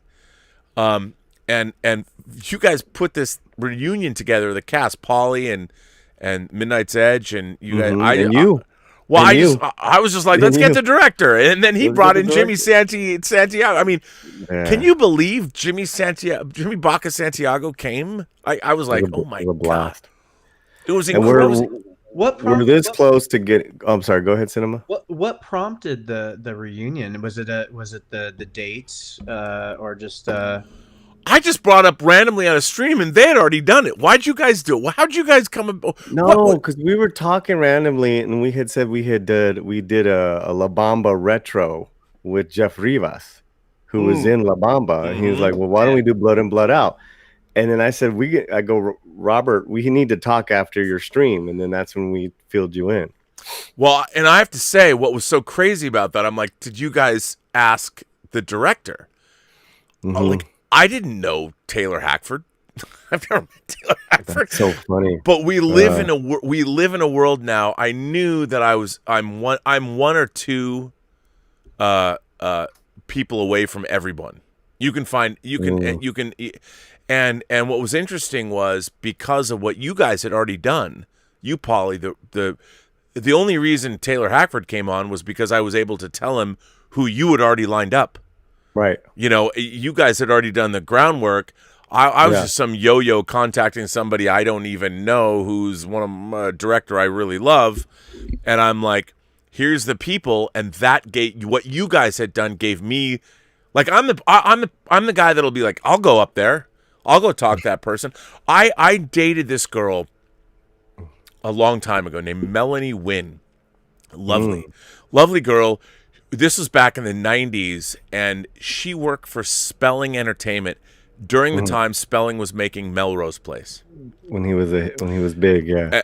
Melrose Place is big, and I went to the Christmas party with her as her date, and it was at the Beverly Wilshire Hotel. And there was the entire cast of Melrose Place. And she's like, oh, my God. I'm like, you work for Spelling. And she's like, I can't go. I want to meet him so bad. I'm like, okay, would you like to meet him? So I just went over there, and I was cool. You know, I said, hey, man, how's it going? My name's Rob Burnett. You know, I'm here. But my girlfriend, she works for Spelling. She's a huge fan of yours. Yeah. She'd love it if you came over and just said hello. And it was a Christmas party. No one's going to say no. And he comes over, and I'm like, you can get, if you approach them correctly, you can get to anyone. And if you're, but you have to truly, and if you do it the right way, everybody wants to share. Everybody wants to tell their story, and you have to be open to hearing it. That's And all you here's have the, to. yeah, and then you know with some of these cool people that you get, you realize they're followers of you, like, or they've seen your thing, like I have the lady from Selena coming on for the second time next week, because she was a fan last year, and she's followed us as we've grown, and the Netflix TV show's coming back for their second season, the Yeah. Selena TV. Noemi, who plays the sister, she's gorgeous. Oh my God, she's gorgeous, Robert. She's coming back next week to do an interview. I'm just like, all right. I have Don't a tell fun your job. girlfriend; she'll beat the shit out of you. No. Rob, did you ask to get choose Daphne Zuniga or Courtney Thorne Smith by any chance? Ooh. They were there, but the lady Melanie did not want to meet them. I don't know if I had a bigger crush as a kid than Daphne Zuniga. I don't know. Well, she was the sure thing after all. Daphne Zuniga was the sure thing. Oh, that's. I mean, who is cuter though, her or good Courtney pull, Thorne Smith? Oh, they were so cute. Man, What I'll always babes. remember this like side shot of her body in I think it was called Staying Together with like Dermot Mulroney and Sean Ashton. Oh God. And they like pull this blanket off of her, and you're like, goodness. Wasn't she on with the Melrose Place girls on a cover of like Us magazine? Or I'm something, sure they like, were Yeah. hugging each Yeah. other. Ah, dude. I was like, What were the other girls? There was like well, I guess Heather Locklear at some point was on there, but Of course. I mean, I have to tell you though that yeah. the Twin Peaks girls. It was Laura Flynn Boyle, Oh, maybe it was the Twin Peaks. Amick, and Sherilyn Fenn. yeah, Oof. Lara Flynn Boyle was up there too. Yeah, And I got to work on a movie called Sleepwalkers that Match and Amick was in. It was the first screenplay Stephen King had written. Mick Garris directed it. I was working for the makeup effects company, so I'd have to bring in all the makeup appliances every day. Mhm. And Match and Amick, it was, first of all, sweet as can be. She always said hello to me, and I'm like, she was like unbelievably beautiful, and she was in a movie with James Spader called Dream Lover, and Wow. I have it was only ever released on Laserdisc uncut, but the scenes of passion between the two of them Really? are like amazing. It's a great thriller. It's hard to find uncut because even on DVD it's not uncut. The only uncut version's on Laserdisc, and I mean she always looked like her voice always sounded like she just got up in the morning, which I thought was amazingly sexy. And she was putting on, makeup, horrible things. And man, nowadays we don't live in a world. I feel like if you lust after somebody that's on TV, you're bad. Like we shouldn't do that anymore. Yeah, we can't. I feel like, oh, me too. I don't want to feel. I don't want to marginalize anybody. Sure. People. I don't want to. I know, right? I don't want to feel bad about. I still lust over her, and she's on TV still. 30 years later, and you're awesome still. So, Miss Amick, good for you. You know what's great about James Spader is like, name an actor who, in the '80s, had who started more movies where the title was so sleazy. It was like. All his movie like what'd you say that one was called? Dream Lover. That was 90s. But think about it. Like he was Sean Cunningham, who directed Friday the 13th. He made a movie called The New Kids, where James Spader he played the character Dutra, the leader of the the brigands that wanted to rape Lori Loughlin. And if you watch that movie on home video, Lori Loughlin has a shower scene, but she's wearing like pasties. But in the home video version, they were not cropped out, so you can actually see the fact that she's wearing pasties in the shower. But I mean, James Spader, he was in Pretty in Pink. He's the greatest asshole ever with his and Less Than Zero. He plays Rip, the drug dealer who he makes Robert Downey Jr. start doing gay tricks in Palm Springs to pay off his drug debt. I mean, James Spader was a fucking man. Remember that movie where he's like his brother? Jack's Back. Jack's Back, where he plays two different versions. His brother, and then. It's such a badass movie, and it's like set in like around was it the what's the lake? The Los Feliz Lake, or yes, is it the Hollywood. Yes. No, not the reservoir. Los Feliz Lake, right? it is. Yeah, the By little the lake. 101. Yep, But, right by the 101. They use that as it's like a character in the film. Yep. That, and I really love that about that movie. But the fact that he played his own twin brother, but they're like totally different. So, hilarious. yep, Jack's back. By the way, you brought up cinema. You brought up Tough Turf, which is one of my. I had a friend in high school named Adam Carl, and every Sunday we'd go try and see the worst movie that we thought was out. Mm-hmm. And sometimes what we thought was the worst movie turned out to be great, like Night of the Comet. We love Night of the Comet. And then Tough Turf might have been. I mean, Tough Turf is like a 50s gang movie in LA. I mean, it's ridiculous, but you've got James Spader and Robert Downey Jr., who later appeared in Less Than Zero and later appeared in Avengers Age of Ultron. And who let the dogs out in I mean, yes. I need to see Tough Turf again. Oh, Jack Mack and the Heart Attack, the band that's in that movie. I mean, what's so funny is it's like a gang movie from the 50s because you're in LA, but nobody has guns. They've only got knives. Yeah. And James Spader rides a bike. And one of the big scenes is like a car smashes the dude's bike. It's like, ooh, those guys are bad. They wrecked his bike. Yeah.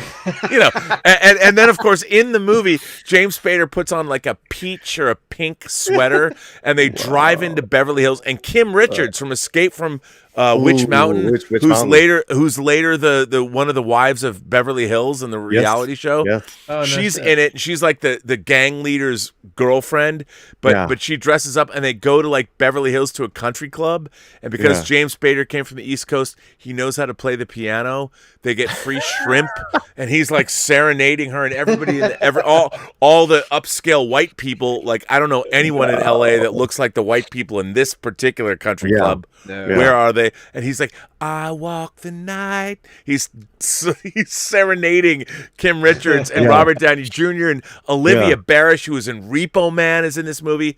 If you haven't seen Tough Turf, do yourself a favor. My God.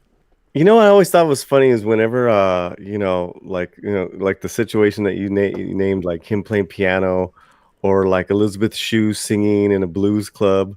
And no one gets out of here without singing the blues. Right. And then Adventures in Babysitting. So good. Babysitting. But then like it's always like the black people are like, woo, yeah, you so good, woo. And like, come on, she sucks.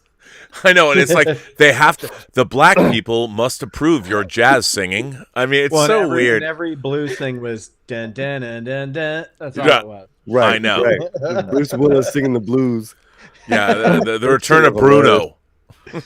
The 80s had such a romanticized fantasy version of like gang culture, unless of course it was like an actual real life story of gang. But if it was just like if it was a fictionalized gang movie, it was always like I remember laughing out loud watching like Crocodile Dundee, where he's like trying to find this gang to help him take down these drug lords, and he's like, "I hear you guys are the coolest gang in New York," and it's just a bunch of white dudes with like bleached red hair, and there's no guns. And they had the worst gangs in the 80s on film.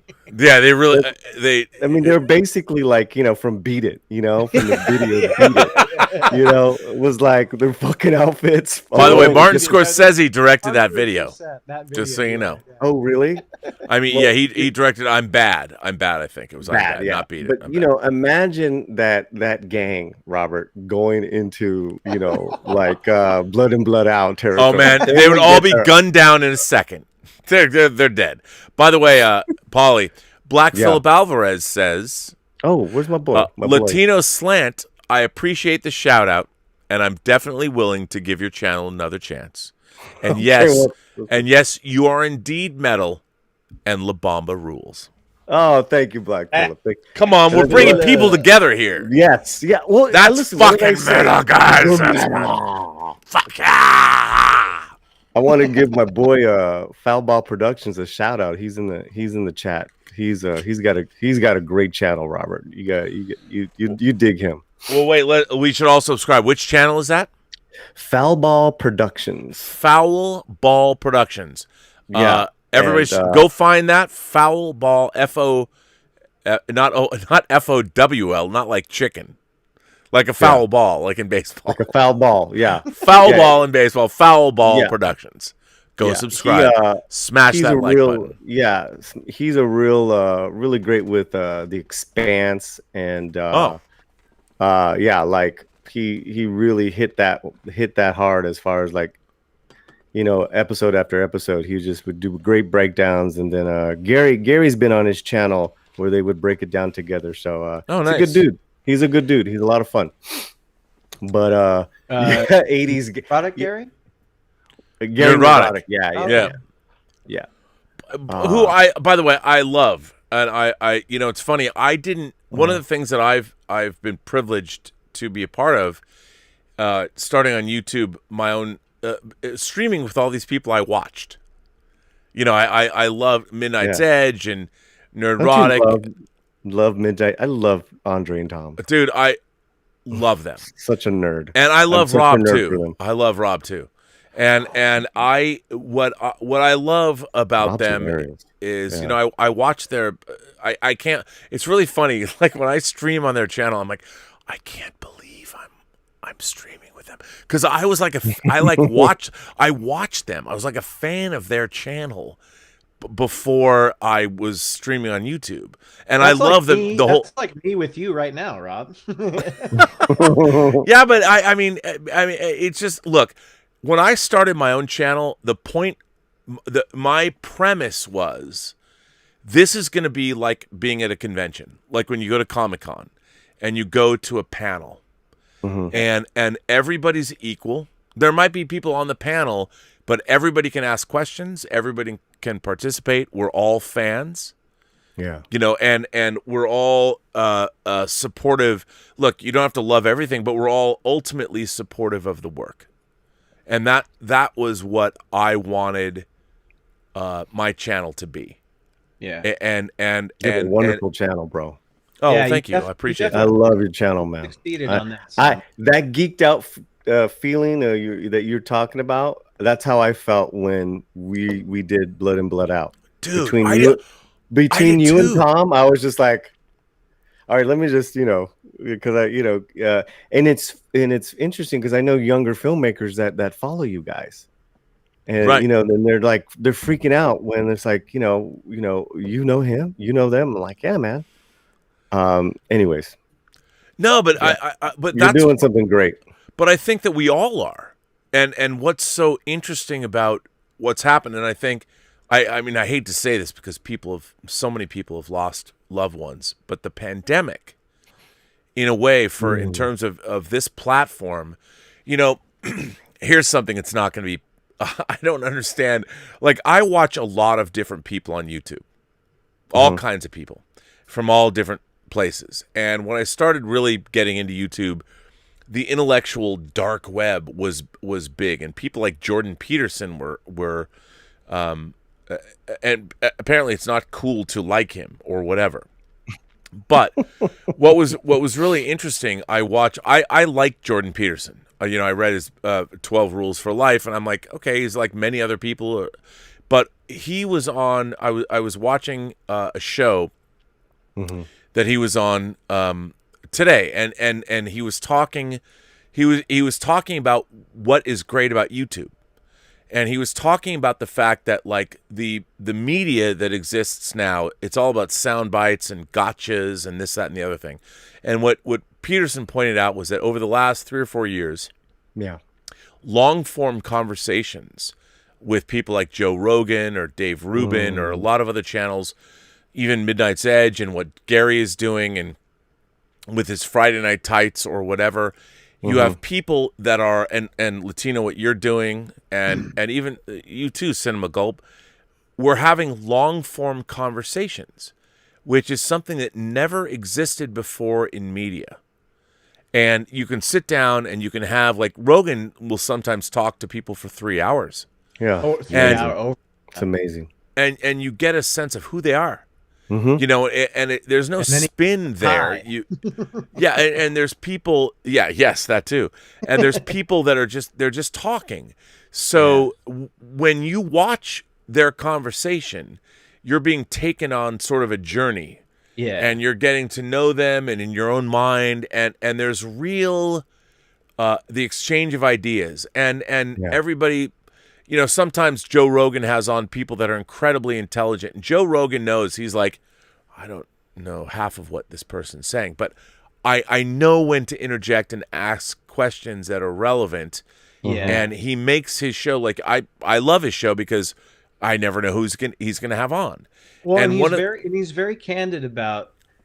There's something refreshing about someone who doesn't even. He says, "I don't really prepare. We're just going to sit down and talk. I don't have questions written," and there's something refreshing. I do that there, too. right? Yeah, you do.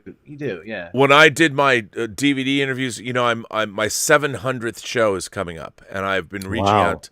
Yeah, I know, it's crazy. And I've been reaching out for people to do interviews. And I did the last time I did a lot of interviews was for the 400th show, when I interviewed like David Goodman, who is he's the president of the Writers Guild Association of America. That was a fun show. Yeah, it was a good show. And I'm doing the same thing now. And I'm reaching out. I'm going to do my 700th show is going to be 700 minutes. Like I've been doing it like every show as but then I do the pre-recorded interviews, so it gives me a chance to take a break and eat or do whatever I need to do while the interview plays. But I'm putting together some really interesting interviews, and there's interviews I don't think I could have been able to get a year ago, because with the pandemic, people especially when they're sitting at home in their own environment, there's no publicist, I think people feel comfortable, and when you really want to talk to people, YouTube has made it possible where you can have a platform where people can really converse, and you can watch and like what we're doing now. Like how cool is it, the three of us, I mean, different YouTubers, we're just here chatting. I mean, under the guise of being fucking metal, it's fucking metal, fuck yeah. But you know, fuck yeah. That was always my favorite. But that was it. I mean, and so we're here chatting. You know, it's funny, like tonight, I didn't know what I was going to do. I'm like, let's just make it. Who can come on live right now? Click. You know, and then suddenly here we are, and we're having a great conversation. But you know, then there's the more formal shows I'll put together, like what we did with Homeboy. He didn't want to leave. Jesse did not want to leave. But and it was great. His stories were great. Oh yeah, but I'm gonna have a filmmaker coming on. I'm gonna have Noemi coming back, and she's like, "Oh, you got to go through my people this time." I'll say, "I'm gonna go through your people," but I'm not like listening to them if they tell me what I can and cannot ask you. Just no. Wait, the people. Like you're talking to someone directly. You gotta. I get it. Your show that have people. You know what? She's got a team now. I got to respect that if I want her on the show. Sure. However, I say, listen, I'm not turning in any fucking questions. We're just gonna have. I'm not gonna disrespect you, and that's just it. Right. But they're coming to us nowadays. Do you see? You're exactly right, bro. You're exactly right. Because you see that other cookie cutter bullshit. It's like, oh my God, what are you up to? Oh my God, you're Latin? Oh my God, that's great. Well, why would you aren't we great? We're in Hollywood. We're Latin. It's like, come on. Why would you go to terrestrial radio, which everyone just turns off the second they get in their car, when they know you're going to go home and you're going to turn on YouTube, and the algorithm is so great that you're more likely to pop up on something than some 2-minute segment before they go to commercial on the radio. Like no one promotes shit on the radio anymore, I don't think. Well, what was really interesting about what Jordan Peterson was saying, and it was someone else's interview, he basically pointed out that the access media, or the media as we've known about it, is basically dead. I mean, it's gone, right? Because even if you read, like I read stories every day on my own show, And even those stories, I'm like, I try and find. It's becoming increasingly more difficult to find stories that I want to share or that I'm interested in because there's so little real knowledge out there. People have a cursory knowledge of it, but they don't really have a holistic understanding of what they're reporting on. Like, it's the same thing. I feel the same way about a lot of people who write movies and television. They've only watched movies and television, so they don't have, like, if you're going to work in science fiction, whether or science fiction, fantasy, and horror, here's a genre that is very much literary based. You need to have a working knowledge of the classics to write great science fiction, fantasy, and horror. The same way if you're a musician, you really need to understand, you need a musical education. You can't use auto-tune and expect to be a success. You really need to understand music theory, and maybe you don't, but if you do, your music is going to have more resonance. It's going to be felt more deeply. You know, you're going to make something that people connect with more because there's just more there. And I feel that what I miss, and now what YouTube is providing, is deep dives into subjects where I can understand people.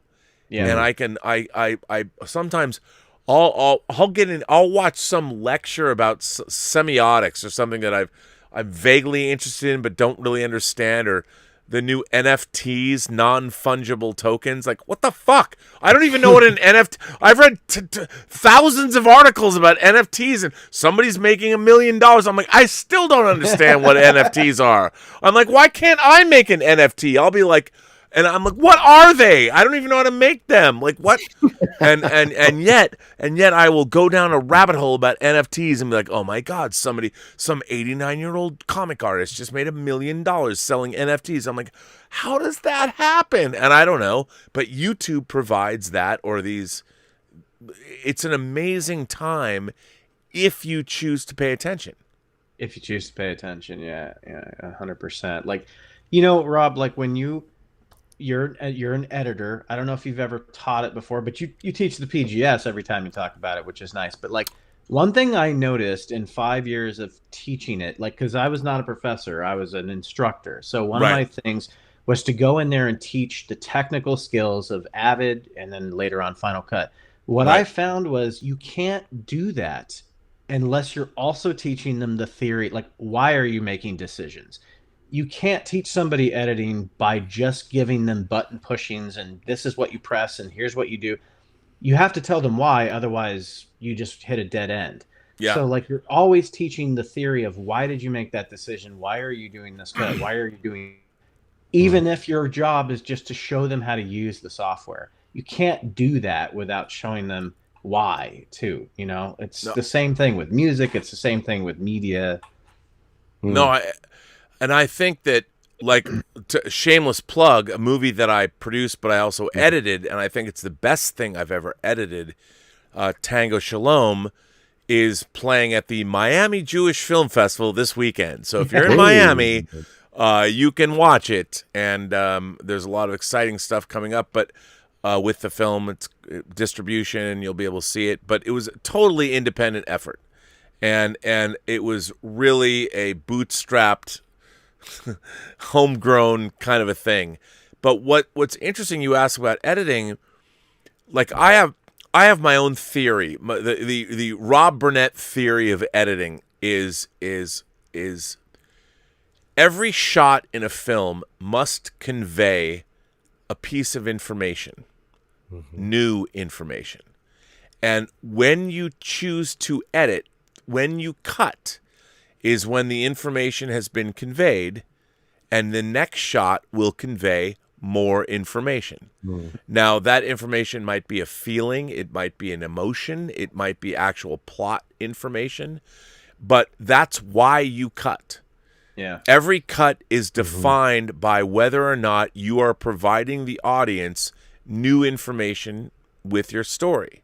That's now, part of that can be...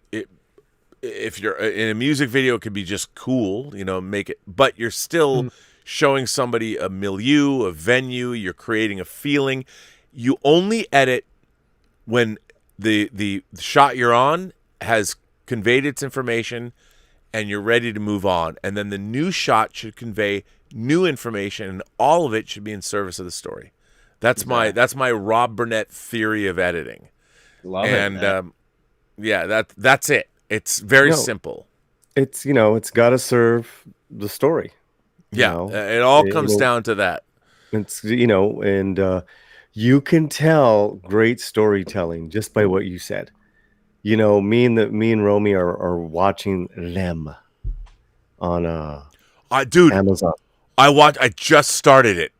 Right? I'm I watched the first episode. I was like, Elizabeth actually screamed out loud. Yeah. Like when the little girl. Yeah. I'm loving it. Are you guys loving it? I haven't seen it. No. Well, we are beyond loving it. Oh, but it is freaking disturbing. Oh my. Okay. It gets worse in on that level, bro. Okay. One of the producers is a friend of mine, and he goes, "Wait till you see episode 5." Yes, we just saw that tonight. I haven't seen it. Don't say anything.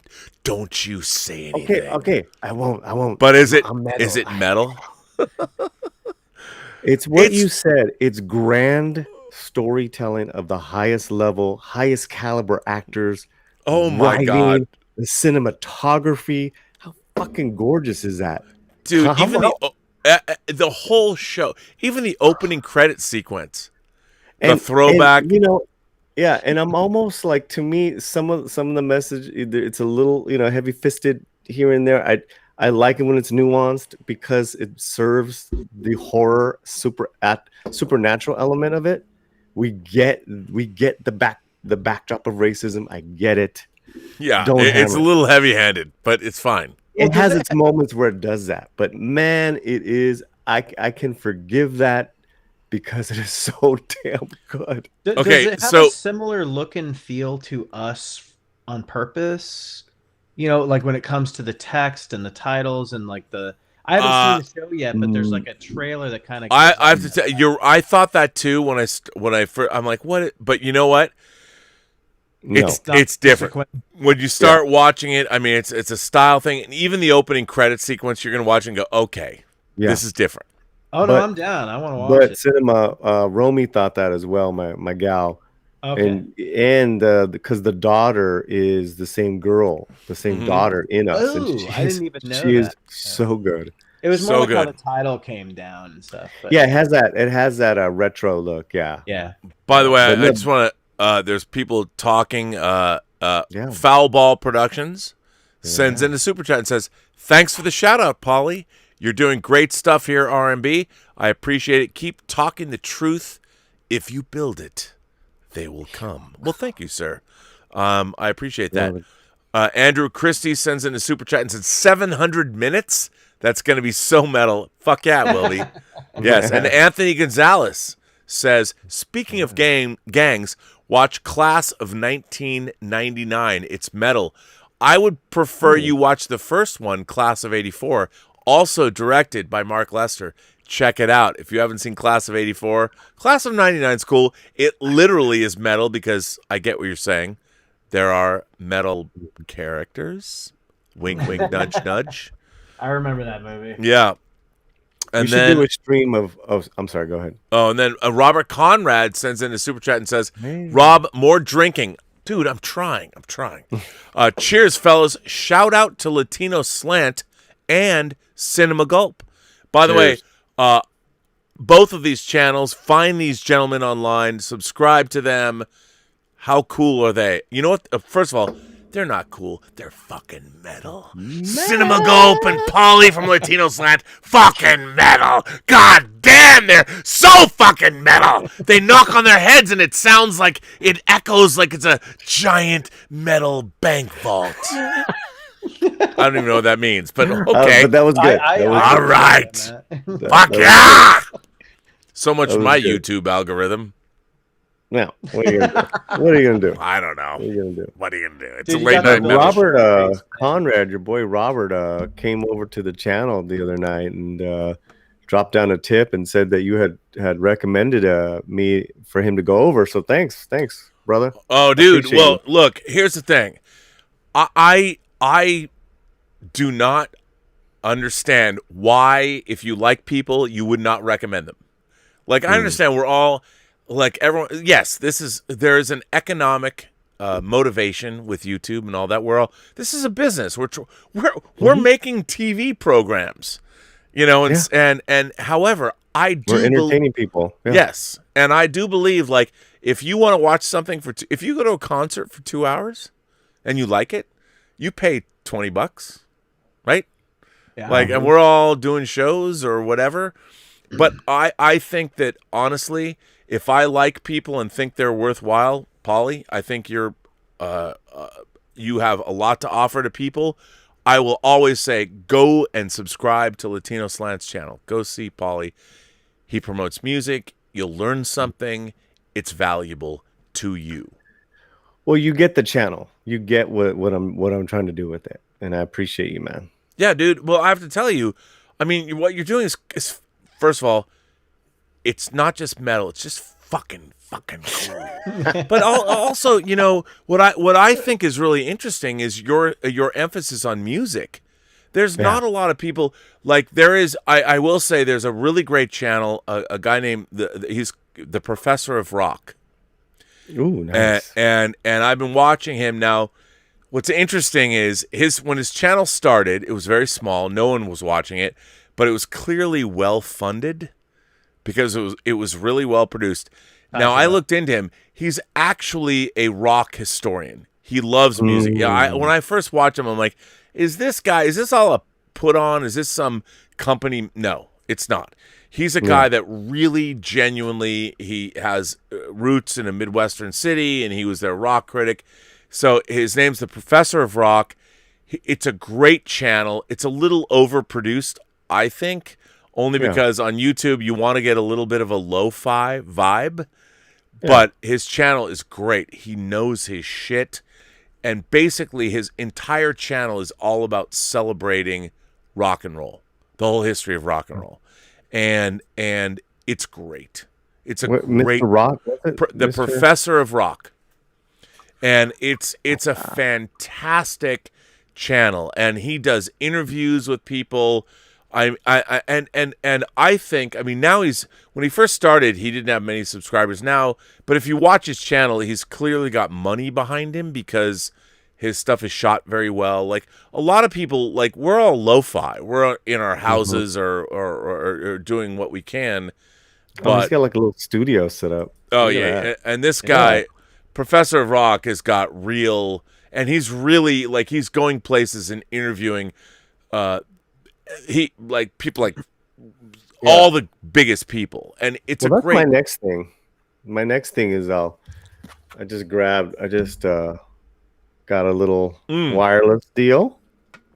Yeah. So me and Mexican Iron Man are gonna do a little road trip streams and stuff. Oh, see, now that's my dream.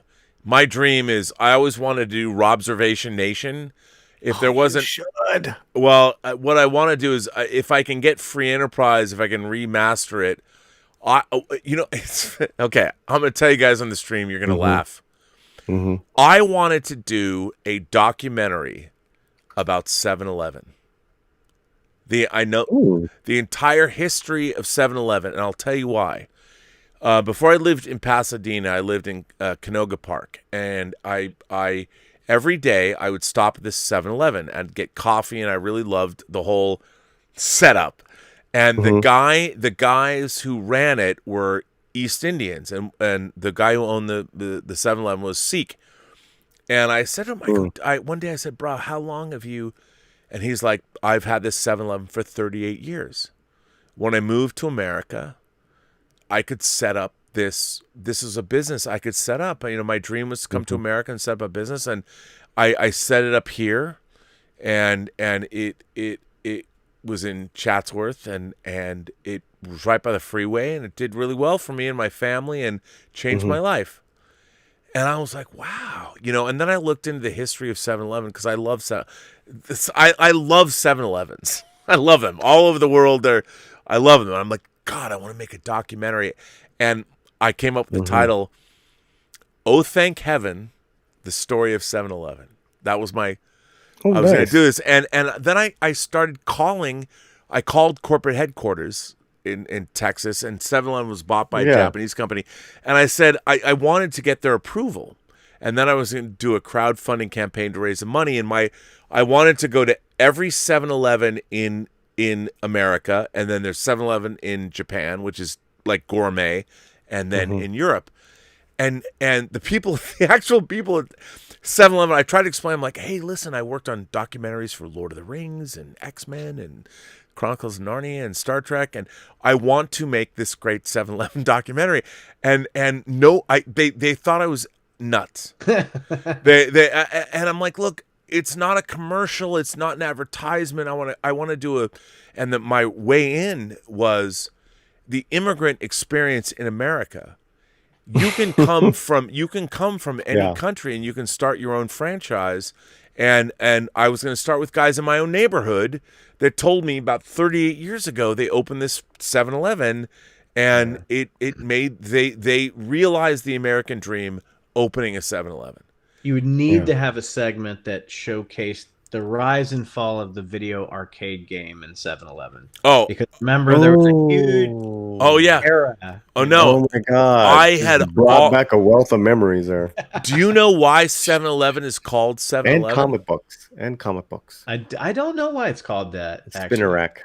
7-Eleven was called 7-Eleven because it was the first store that was open at 7 in the morning and closing at 11 at night. But you're right. You guys are right. Like, do you remember, like, I'm older than you. I'm an old man. But they had Slurpee cups in the 70s with superhero characters on them. Marvel and DC. And they had the Slurpee cups. And they've always been. And now they have their own food. And what I wanted to do was, I in the documentary, I'm like, which 7-Eleven in the United States sells the most beer? And I wanted to go. It was in Montana. Right. I wanted to go to that 7-Eleven. Right. And like for the whole day, I'd set up a table, and everybody, I would interview them. Right. Like, why come here? Right. and you'd get a lot of assholes, I'm sure. It'd be awesome. And now I'll tell you a funny. This is a true story. True story. So, because I love 7-Eleven, so I was editing a film in 2015. Called Paradox. It was a low-budget sci-fi time travel movie. And I was cutting it at a facility that was on the corner of Hollywood Way and Magnolia. And right up from Hollywood Way, there was a Verdugo. There is a 7-Eleven on Verdugo and Hollywood Way. And that 7-Eleven, all the 7-Elevens had been they have great coffee, right? And then suddenly all the 7-Elevens were putting all their coffee in thermoses as opposed to pots. Yep. Like and that 7-Eleven had not converted over to these thermoses, and they had pots, and all their coffee was great. And one day, because I kept going in there every morning to get my coffee before I started editing this movie, and I was like, bruh, why is it that this 7-Eleven, why is it that you have pots still? Every time I come in here, you have full pots of great coffee. Why is this true? And he goes, well, God damn it. Thank you for noticing. You know what? Fuck those thermoses. I mean, I brew a new pot of coffee every 10 minutes. Every 10 minutes. There's new coffee here all the time. And you will only get free coffee here or fresh coffee here. And I'm like, okay. And he goes, you should call the corporate offices and you should tell them. So as I walk out the door, there's a if you want to, please tell us how we're doing, call this number. 7-Eleven corporate. And I'm like, fuck yeah, man. I took the number. Yeah. I called up right outside. I'm sitting in my car, and I call up and I'm like, hi, and I call the customer service line, and I said, I would like to talk to somebody about how great one of your 7-Eleven franchises is. And the woman's like, well, what is your complaint, sir? And I'm like, no, I don't have a complaint. I want to talk about how fucking how fucking awesome this 7-Eleven is. And she's like, I don't understand what's the problem? I go, no, there's no problem. I want to talk to somebody about how awesome this fucking franchise. And the woman's like, well, I should get my supervisor. I'm like, get your supervisor. Suddenly, I'm like, what the fuck? Like, I'm and I realize all anybody wants to do is bitch and moan and complain. And I'm calling up to sing the praises of this 7-Eleven on the corner of Hollywood Way and Verdugo. And finally, I get some, like, oh, yes, this is a supervisor. What do you want? And I go, brah. I didn't say brah, but I probably said, sir, I would like to talk about how much I enjoy one of your 7-Eleven franchises and how much I appreciate the quality they bring to the customer base, meaning me. And he's like, wait a minute, you're not going to complain? I'm like, no.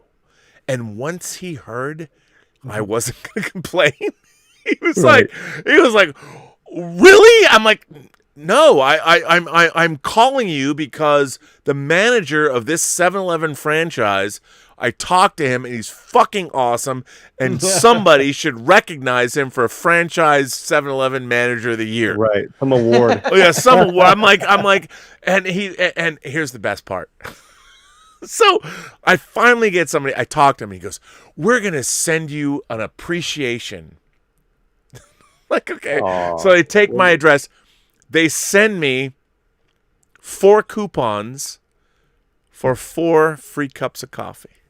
Oh, that's nice. I was like, before they had the app. You know, now I know, note to self. You know, and I thought to myself, I'm like, isn't it interesting that the entire corporate structure is based upon people complaining? Of course. Well, and they're so used to it.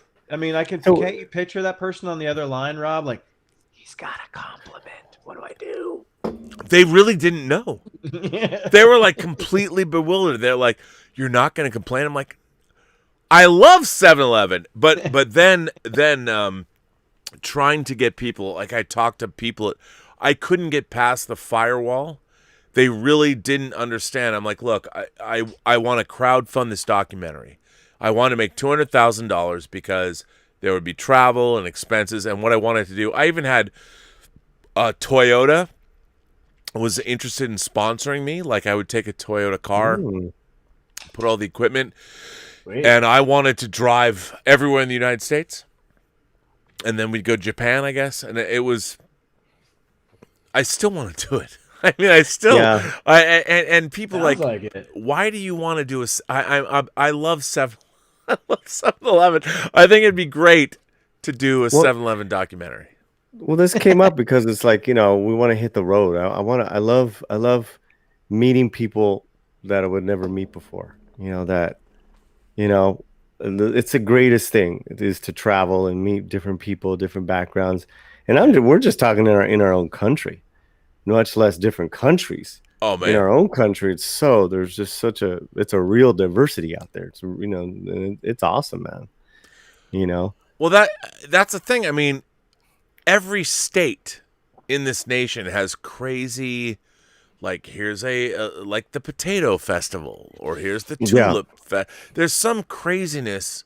I mean, Paulie, you should do that. I mean, if my channel got big enough where enough money came in where I could support doing something like that, I would do it. I would love to do a Robservation Nation and drive around and spend like 3 months doing live broadcasts and going to every state, talking to everybody, and then go international. I mean, Mexican Iron Man's moving cross country to South Carolina. I'm like, damn, man, let me go with you. By the way, I've been there. I That's Greenville. beautiful. I've been to Greenville, and then of course Myrtle Beach. Those are the two places. He's going by Myrtle Beach on the Yeah, coast. amazing, But beautiful. yeah, man, it's a fun time to be. And I know this a couple of Latina influencers that get everything sponsored, but that's like they're doing like silly stuff.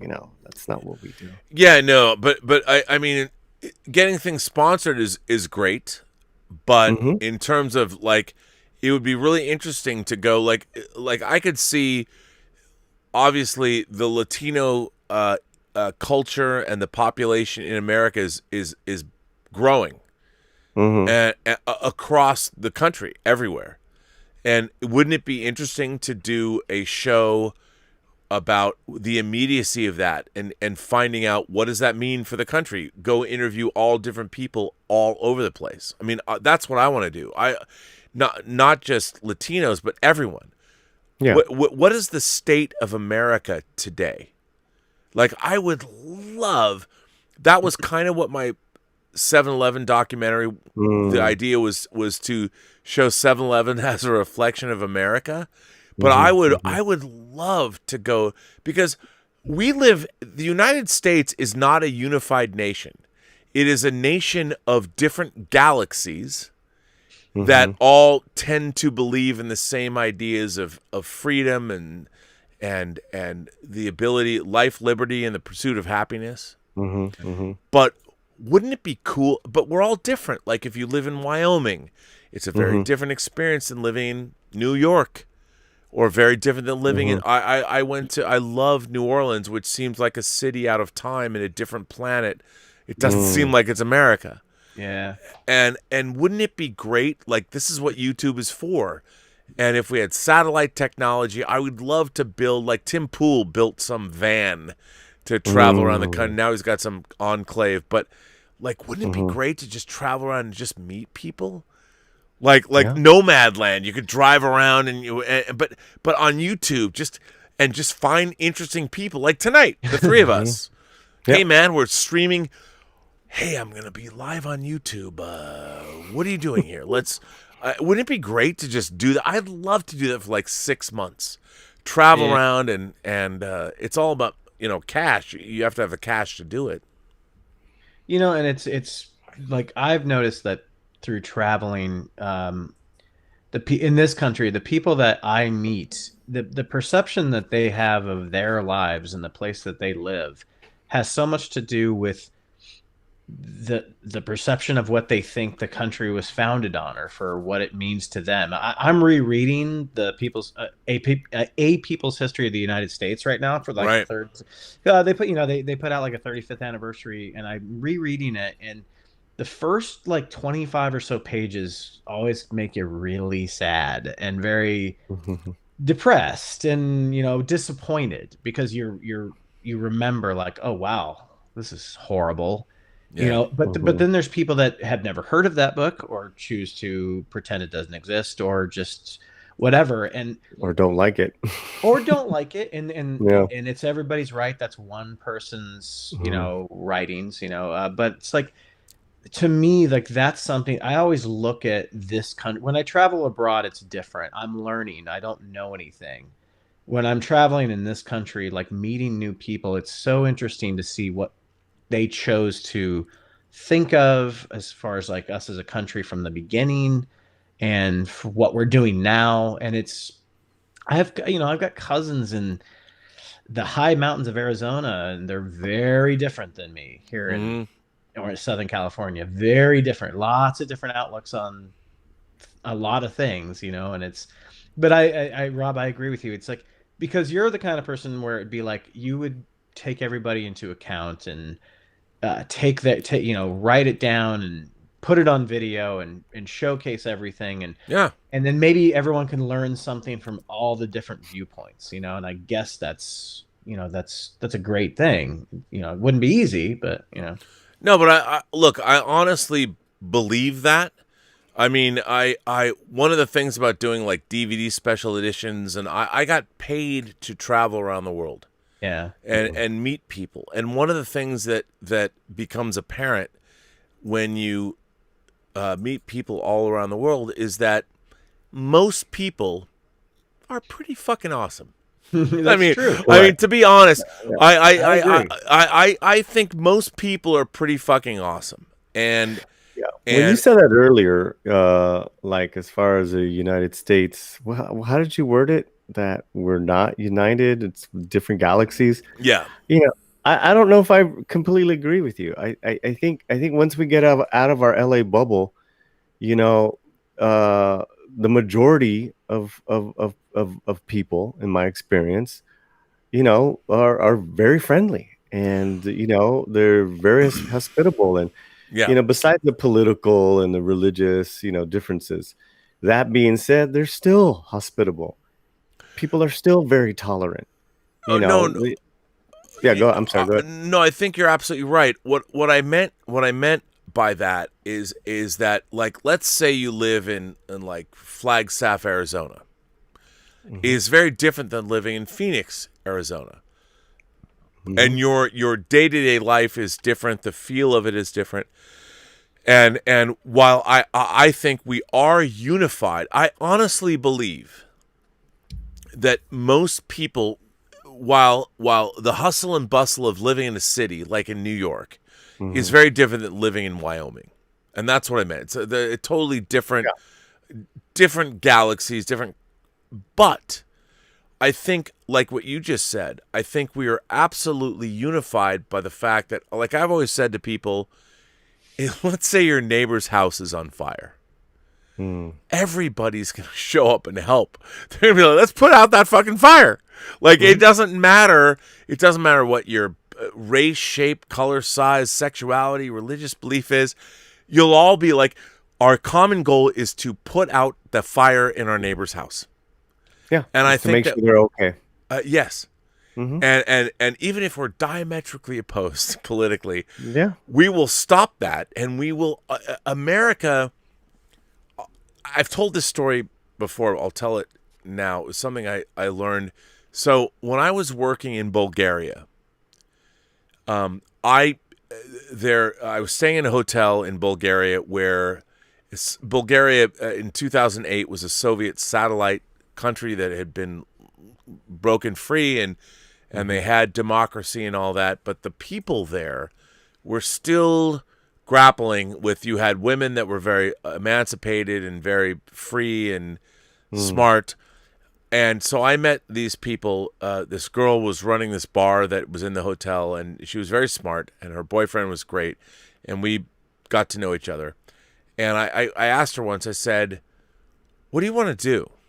Like, do you want to work in this bar the whole time? And she said to me, she goes, well, you know, what I'd like to do is open my own cafe. Like, my boyfriend and I want to open our own cafe. And I'm like, Mm. oh, that's fucking great. You guys should do that. That's awesome.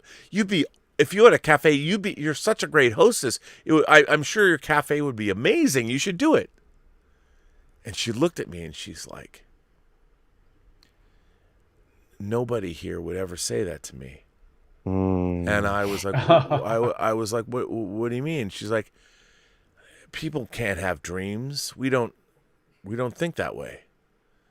And I'm like, I was flabbergasted. I mean, it's Bulgaria, great people, the people that work, great crews, really cool people. I really like working there. And she's like, but we don't. And I realized that one of the things that we have in America that we take for granted, we don't even think about, is the idea that if a friend of yours says, hey man, I've decided I want to do this, you'll probably say, fuck yeah, man, what do you need Mhm. me to do? I'll help you out. Yeah. You know, America is a place where you can dream. It's part of our culture. It doesn't matter where you come from. There's lots of people that will poo-poo your dreams, but there's also a lot of people that are like, bruh, that's awesome. What do we have Mhm. to do? What do you need me to do? I will totally help you do that. Like, if you're in Amish country and you're going to raise a barn, the entire community comes up. Yes, we'll help you raise your barn. You know, and when I was in Bulgaria, this girl, I was like, this girl, first of all, she was beautiful, wicked smart, and she had ambition. And I was just sitting there going, and because I was working on a film, I brought like baseball hats to her, and they took me out and showed me around the town and stuff, so I got to know them, and they were great. And I'm like, you two guys will totally succeed. Yeah. But nobody in that culture, it was just a cultural thing, would ever go like, oh, you should do that. Because for me, I'm like, you know what? It doesn't matter what anybody else does. It doesn't make you any better or any worse. What we need to do is help each other. If somebody thinks some shit up, like Paulie, when your channel got monetized, that represented work that you did. You had to put in the time, and that was an achievement. Now you can change your life. You know, getting monetized, providing content. It's a thing that is an achievement for you. Most people don't know it, but it is an achievement. It's something you had to put the effort out. You had to do it, man. Yeah. And no, you're right. And every great achievement out there that has been done the American way, there was always people that were the doubting Thomases, and they're great stories, man. These inventors and creative people, or even back in the old day, civil rights leaders, where they really had to face some real stuff. I think now it's just making sure everyone knows that they have the American dream in their hands. Yeah. Right. Because we get sold on that. Oh, that group doesn't have it yet. This group doesn't. And it's like, come on. You can make it happen, man. I mean, right there. Yeah. What I don't like is, I think now more than ever, there is the technology, there's the tools. Anybody can pick those tools up. The problem is, like it always was, you have to do the work. And it's tough. And that is getting up every day, whether it is tough, man. It's hard because, no one, everyone's like, I want to be an influencer on Instagram. I mean, okay. I heard a story once. I was watching a documentary about, this was like 10 years ago on PBS. There was an ad agency in Hollywood that was hiring new graphic design students right out of college to come to work for them. And they had a really hard time. These students did not have a professional work ethic. And they didn't understand. They wanted a vacation after a couple of months. And so they actually had to hire a guy to be a liaison between the corporate world and these students. They were all very talented, but they were undisciplined. They didn't understand, like, look, man, if you are having a bad day, you don't get to go home. We need you here at the job to work. You have to do it. And I watched this documentary. I'm like, oh, nobody quite gets that work is hard and it's tough and you have to put in long hours. And when you do that, the rewards are commensurate. You will be rewarded if you put in the time. But you have to put in the time. Yeah. Just imagine though. I'm sorry. Go ahead. No, you go. It's fine. You go first. No, I was just gonna say this really quick, and I'm actually gonna bounce because I got to get up and go to work. But hang on. Let me wait before you bounce. Let me just say, Tom Jr. Jackson says, Rob, I'm digging the awesome chat. I want to give a shout out to my good friend Cinema Gulp. He's a good dude with awesome stories, and he's seriously metal, having a blast this evening. Thanks, man. Mr. Sean 3 Kid says, Rob and guests, have you watched Them on Amazon, and what did you think? Paulie, we were talking about it. My God, it's amazing. Stubble says, what movies, TV series, books, or musical artists would you guys consider yourselves to be hardcore fan freaks of? Rob, you can't pick Star Trek. Oh my God. Well, that's insanely huge. Do you guys have anything you're in? I mean, I'm a Prince fanatic. As far as books go, I've got kind of a boring one because like I'm a fiction guy through and through, but my favorite author, Simon Winchester, Professor and the Madman, The Map That Changed the World, Krakatoa. The guy's a fucking genius at recreating in novelizations like real historical events and making them so interesting. I guess they made a movie last year with Sean Penn and Mel Gibson for Professor and the Madman. I was talking to some of the PGS guys in a chat the other day about it. It's not the greatest representation of the book, but it's an okay movie. But Yeah. I just like freak out when that dude writes something new because he's just such a good writer, and like the stories he chooses to tell, he just goes all that stuff, even if it's not the most interesting thing to some people. Oxford English Dictionary, the first topographical map, Krakatoa. You know, it's like some people would be like, "What?" You know, but I don't know. For me, I dork out over that guy's writings, but that's kind of a boring pick. But That's not bad. What about you, Paulie? There was a writer who only came out with 2 books before he passed away in the 90s of AIDS. His name was Arturo Islas, and he was the first Chicano to graduate from Stanford in the 50s. Which is an accomplishment in itself, but those books are amazing. And before he died, he also wrote a lot of essays for the San Francisco Guardian or whatever it's called. So I have his essays, I have his collections, I have his books. I always use him. I'll take he wrote a book called The Rain God. I'll take that book and I'll give it as a gift. He's just a great. I find a fascinating man. That passed away way too soon. Yeah. Well, listen, I know you have to go, but where can people find you?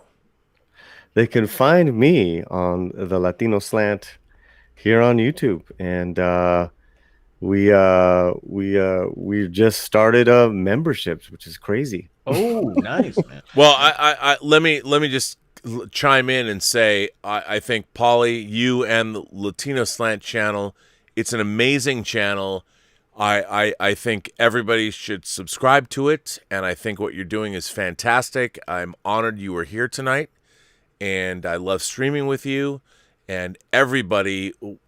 What you do for Los Angeles culture, not just Chicano, Latino, whatever, but Los Angeles culture, man, you know your shit, dude.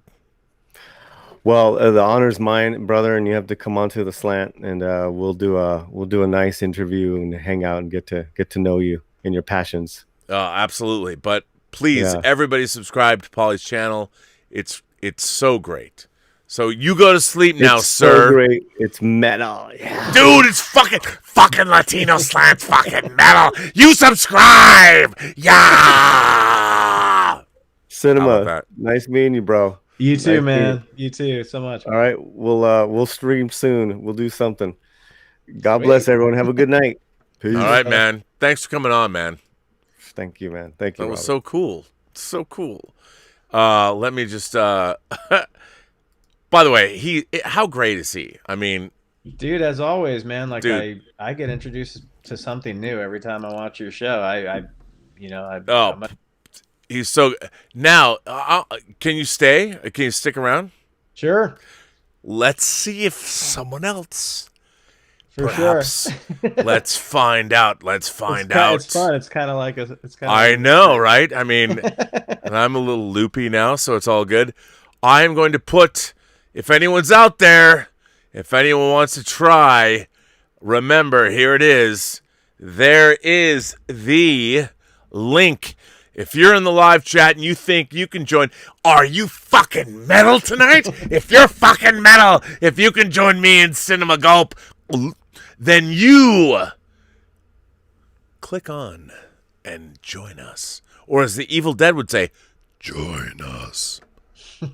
I mean, I'm just saying, we'll see if anyone takes the bait. So, Cinema Gulp,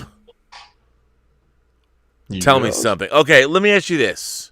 Are you a Stanley Kubrick fan? Hell yeah. All right. What are some of your favorite Stanley? Don't say The Shining. Well, I Don't love The Shining. I know, but don't make that your favorite because it's like the first Stanley Kubrick. I like movie The Shining, but Stanley Kubrick was so much more. Well, I mean, Doctor Strange Love's one of my. All right. Oh, wait. We have someone else here. Xevious is back. Wait, Xevious, I don't see you. You came back. Where's your camera? This person was here before. Oh, okay. Oh, Xevious is here. I can see. Oh, there he is. All right, my man Xevious. I'm going to add him to this chat. Nice. All right, hang on. Now, one of my favorite artists, and we're going to actually make magic together. You're just going to make magic, I'm telling you. She's on, I'm going to let my cat out real quick. Okay. I'll be right back. All right, you can put your I will add Xevious to chat, and I will add him. Okay. In a world where one man leaves and another man joins. Oh my God. Now hang on. I'm going to add you to all of this craziness. All right, Xevious. You're a little low in the frame, but that's okay. Just saying.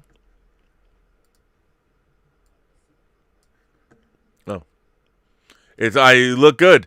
I'm going to add you to this frame. Are you ready? Mm-hmm. All right. Well, you, sir, are on camera. My man Xevious, who, Yes. by the way, is a fantastic artist. Thank you for joining Midnight Metal. Can you please tell us, are you metal?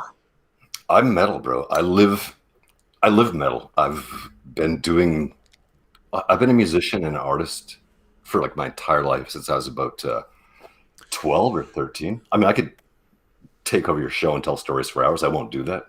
You can, but by the way, full disclosure, you did make the Midnight Metal artwork that I use for the show. Did. That's fun. And and we got to get back into our project. I'm a huge fan of your work. I think you're an incredible artist. I love your vision. I love your feel. And I'll tell you something. Your work is very cinematic, as you know. I know, but I don't want to tell people why I know that. But okay, right. I know, and it's slaying me. Like I was on a call on a job on a thing, saying I'm working on a thing that I can't talk about it. It's been 8 months, and maybe it'll be another 8 months to you see what I'm saying, right? Like NDAs, and that's been my life for 20 years. Yeah. Someday we'll tell people, right? Well, yes. I mean, I have been I got waylaid because I'm doing the film festival. I was working on the project that you and I were working on, and then between Tango Shalom, this movie, and the Dota animated series for Netflix, I just got swamped, and my entire life got pushed by 4 months. But now I'm back. We're coming back, and by the way, you and I are going to finish what we started. Because we're in a position now, things are happening. I'm like, I wish I could clone myself and have 4 of me to do the work. Happy you got so much work, man. That's fucking great. Well, it's good. I mean, during the pandemic, I mean, I feel guilty because Xevious and we started working on this project, and I'm like, there's a movie I've wanted to make for over 30 years. And I'm trying to make it on, even after I made Free Enterprise, it was announced in Variety. I'm like, come on. And 7-Eleven, quite the heaven, right? Or wait. Yeah, this is a feature film based on a book. And now I'm in a position where I can maybe get it made. So, Xevious, I was a big fan of what I saw of his work. I'm like, bruh. I contacted you and said, can we, do some work? Here's what I want. And you started doing the work, and it was only me. I got too busy, but your work is amazing. Yeah. And what I wanted to do was create an animatic so you could watch, even though it's all still frames, watch the first 10 minutes of the movie. And I thought that Xevious's work would be the best way to convey that. And indeed it is. Oh, so is it connecting a little bit? Some people have seen it, I would hope. Yes. And but the thing is now, what I don't have is enough of the story. Like, I thought we'd do the first 30. That's insane. Mm-hmm. And your work and the amount I was paying you, not enough. You should get $100,000. No, I can't afford that. But what I need to do is I need to get what we're doing. I need to get over, I think, the first 10 minutes so people get what it is. Like, right now, there's not enough people like, what is this? They don't quite get it story-wise. However, the script that people have read, there are people that really, really like it. And what I've shown, it's just not enough. It conveys a feel, but it doesn't convey the story. And that's because we're not done. Because Okay, well, I'm like that 3/4, like 70%, 75% booked kind of place where I know. That's why I'm like, you're busy. I understand. So, but you've already done work. I haven't even finished. You haven't even seen what I haven't incorporated. It's all good. Okay, yeah, we're all cool. Good. By the way, your work is unbelievable. Like, because I love Bill Sienkiewicz and stuff. It's not like your work looked like Sienkiewicz, but there's a feel to your work that I fucking love. As a matter of fact, you know what? Let me find something. Sure.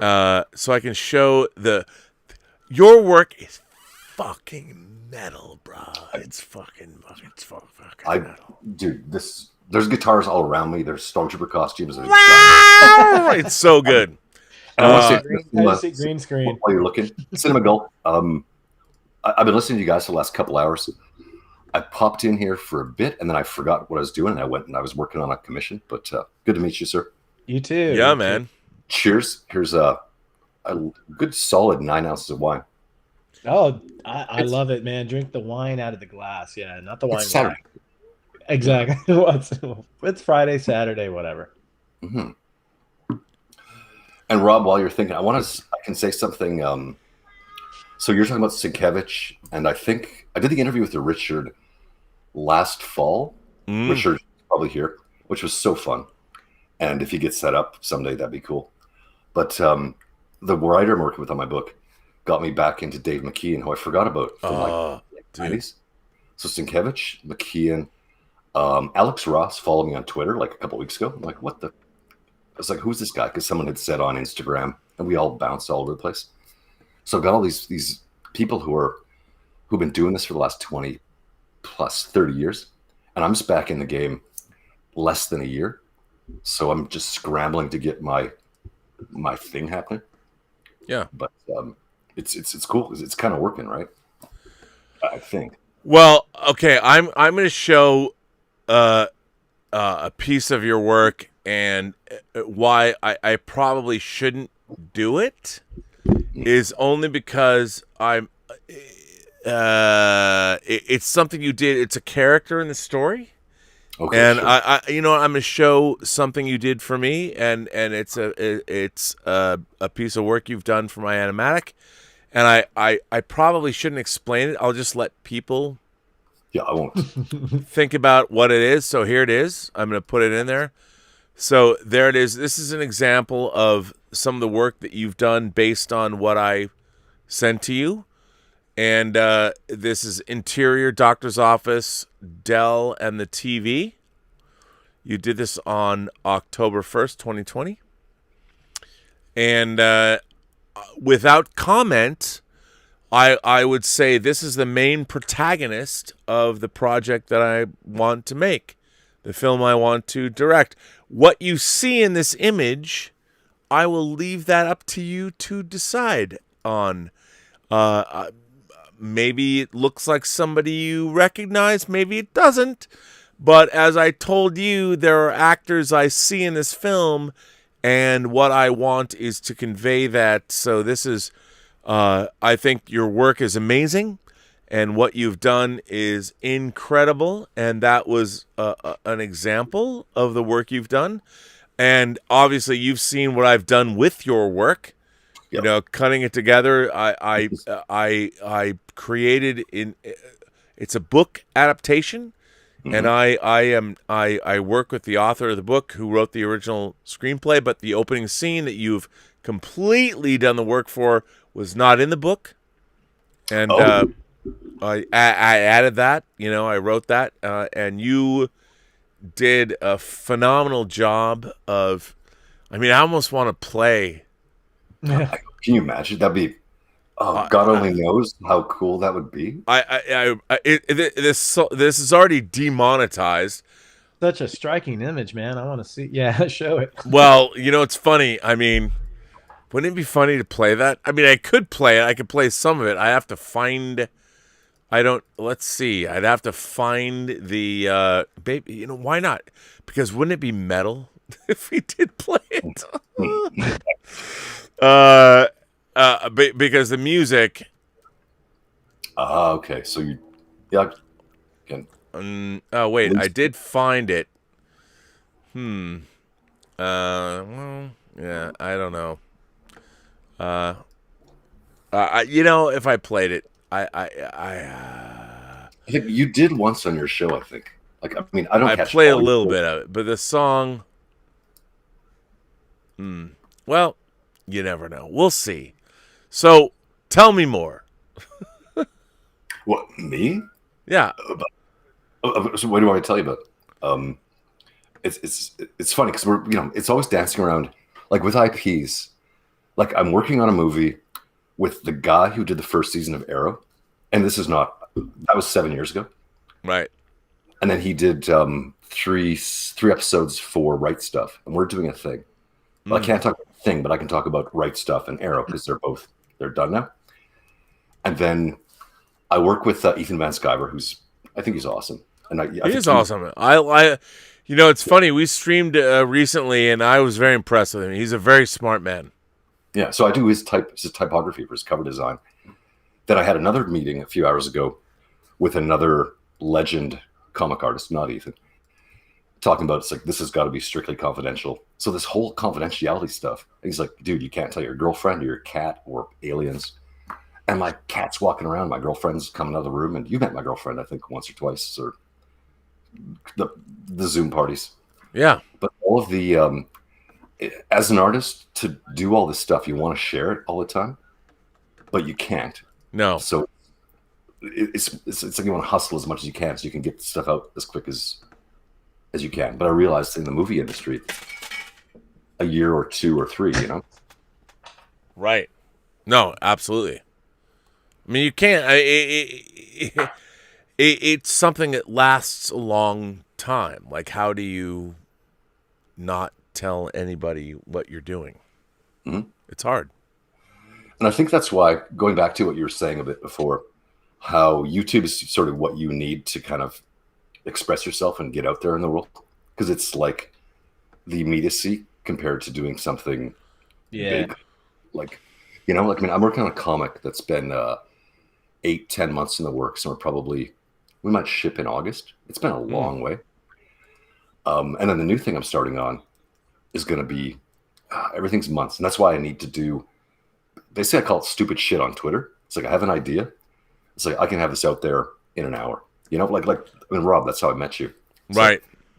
Like, the sommelier of sci-fi. I'm just going to sit down. I'm going to draw that. I'm going to enjoy myself. And you did. I mean, look, this show, for those of you, the people that don't know, I mean, this show is absolutely, your artwork is part of this show. So, you know, Xevious, can I ask you a question? When you, because we're all, you know, creatives, and I know I write a lot. I know Rob write, but I also know that you draw. Like, if you're laying in bed at night and you can't go to sleep, because for me it's a curse, but that's when some of the best things in my brain hit, is when I'm like, oh crap, now I got to get up and I got to go to the computer and I got to write this down, or I got to say it into my phone.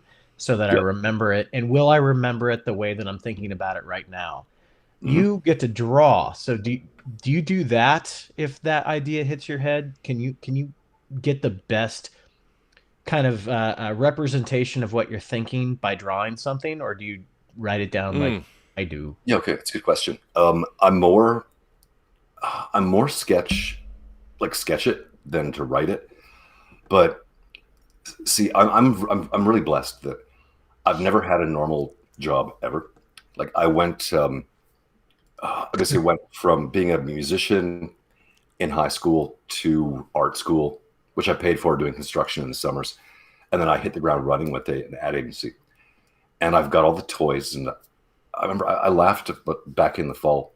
I've got a Rob Meyer Burnett set up right here. I've got a 5K iMac with a 2 terabyte right here with the silly speakers with a dual there. And I got another workstation over here. And I've got an iPad in every room. So, and okay, I'm in a, there's the wife over there. There's the girlfriend over here. I don't have that many rooms, but there's Wait, iPads. The wife and the girlfriend? Congratulations, sir. Dude. You win the prize. Dude, we did this. Well, granted, it was like 4 a.m. on New Year's Eve. So I know. Yeah. But So I'm saying, well done. So the girlfriend plays flute for Duran Duran. I shit you not. And she's the front stage performance entertainment for the Eisner Awards. And that, to bring my story full circle, is how I got back into comics a couple years ago. Wait, you just said I shit you not, so I can't say, are you shitting me? She plays flute for Duran Duran? Yeah. When's their new album coming out, God damn it? I love Paper Gods. I mean, what the hell? That was in 2015, bruh. Come on. Shit. I know. That's amazing, man. That reminds me. So I want to do a show with you, Rob. Now, I digress, and I've had a couple glasses of wine myself. But new Prince album. It's not like I haven't been drinking either. I know. Hey, Rob, can we make a movie together tomorrow? Fuck yeah, dude. Let's do it, bro. It is tomorrow. Let's do it. But no, I want to do, when the Prince album comes out, it's like late July. I don't remember the date. Yes. I want to do that. Because Prince is probably the biggest influence in my entire life. Oh. It's weird, but true. Oh, yeah. Oh, my God. Wow. Where's that? Has that been up there the whole time? The whole time. I you know what? I bought this at a Prince show. I think I spent like $100 for it at the Staples Center. I mean, Damn. I am a fanatical Prince fan. And I hate to say it. I mean, look at this. There's never been like wait, let me get this. I've shown this before. But what they are doing with the Prince archive, I mean, is amazing.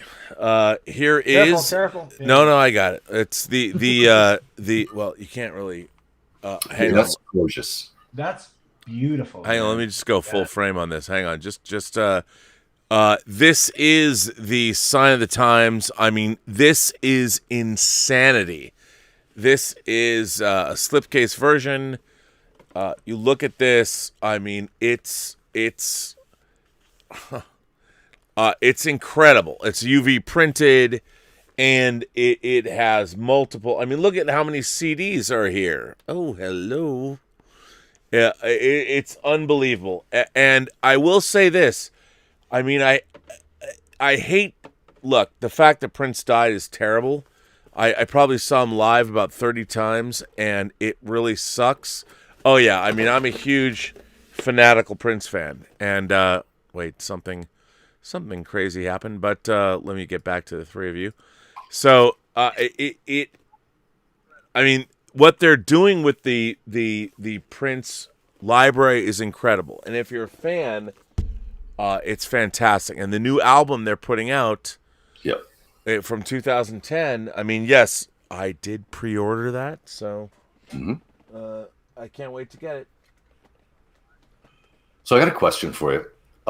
Well, the first one I asked a minute ago was like, we need to do, or I would like to do, a review. You know, like let's have a day to sleep on it. Late July, the new record. Oh yeah. Yes, it's been so long. Well, and also it was made. I mean, it was an album that was made in 2010 that wasn't finished. Yeah. You know, he didn't put it out, and now they're putting it out. I'm all about it. I can't wait. I did order the deluxe package, so I'm in. Oh wait, I've got my monitor here is about a 1/4 inch wide, but I imagine you have this one, and I picked this up at I did Paisley Park. Here we go. Yeah, that's the man that thing, Purple Rain set is amazing. It's amazing. Yeah, it comes out. Yeah, it's incredible. It's absolutely incredible. It's all mirrored, and there's a book and there's a disc in every panel. It's that was the first, and then they did the 1999 special edition. They just keep getting better and bigger, and it's amazing. By the way, I have to say that sends in a super chat and says Circle K. Are you guys Circle K fans? I'd go there. 200-watt studio says, Rob, do it on a road trip of the entire Route 66, Chicago to Los Angeles, and call it 7-Eleven 66. I could, but we have to do, if I did that, we'd have to have all of America. Every state had to be represented. Harry Nice Guy sends in a super chat and says, hey, Rob, your 7-Eleven story is hilarious. Here is something for your next shopping cart. Enjoy your coffee and keep up doing these crazy streams. I will. By the way, these are not crazy streams. Thank you to you, gentlemen, for being here. Zach Losel. Thank you, Rob. Became a member. Zach says, Shalom, Rob. Just finished Dota. Thought it was some brutally metal excellence. Fuck yeah, it was. For those of you who don't know, Dota, Dragon's End, or pardon me, that was what it's called, Dragon's Blood. Dota, Dragon's Blood is what it's called now. It's now the show. Is an 8-episode anime that I worked on as an editor. I have heard, we don't know if there's going to be another season. I have heard that you should look into maybe next week sometime. If you like Dota, Dragon's Blood, maybe we'll have some good news for a second season. Maybe. I would love that. Probably doing well, I think. I mean, it popped up on my feed like right off the bat. So yeah, no, it's been doing it's done extraordinarily well, but you never know if you're going to get a second season. I would love it because I get to work on it, but hopefully we can. Zach Losel says, thanks for all you do, L'chaim in metal. And then Swag Props from Indonesia says, hi, Rob, I can guess who you've got in mind for a meal, but what would be your ideal Dell? Ooh. I remember my old paperback had an illustration of the character on the cover, and it reminded me of Tim Thomerson as Jack Death. No worries if you can't talk about it. I can talk about it. So I can tell you, I'll flat out say, since you know what the source material is, Kurt Russell is Dell. In my mind, Angela Bassett is our female protagonist.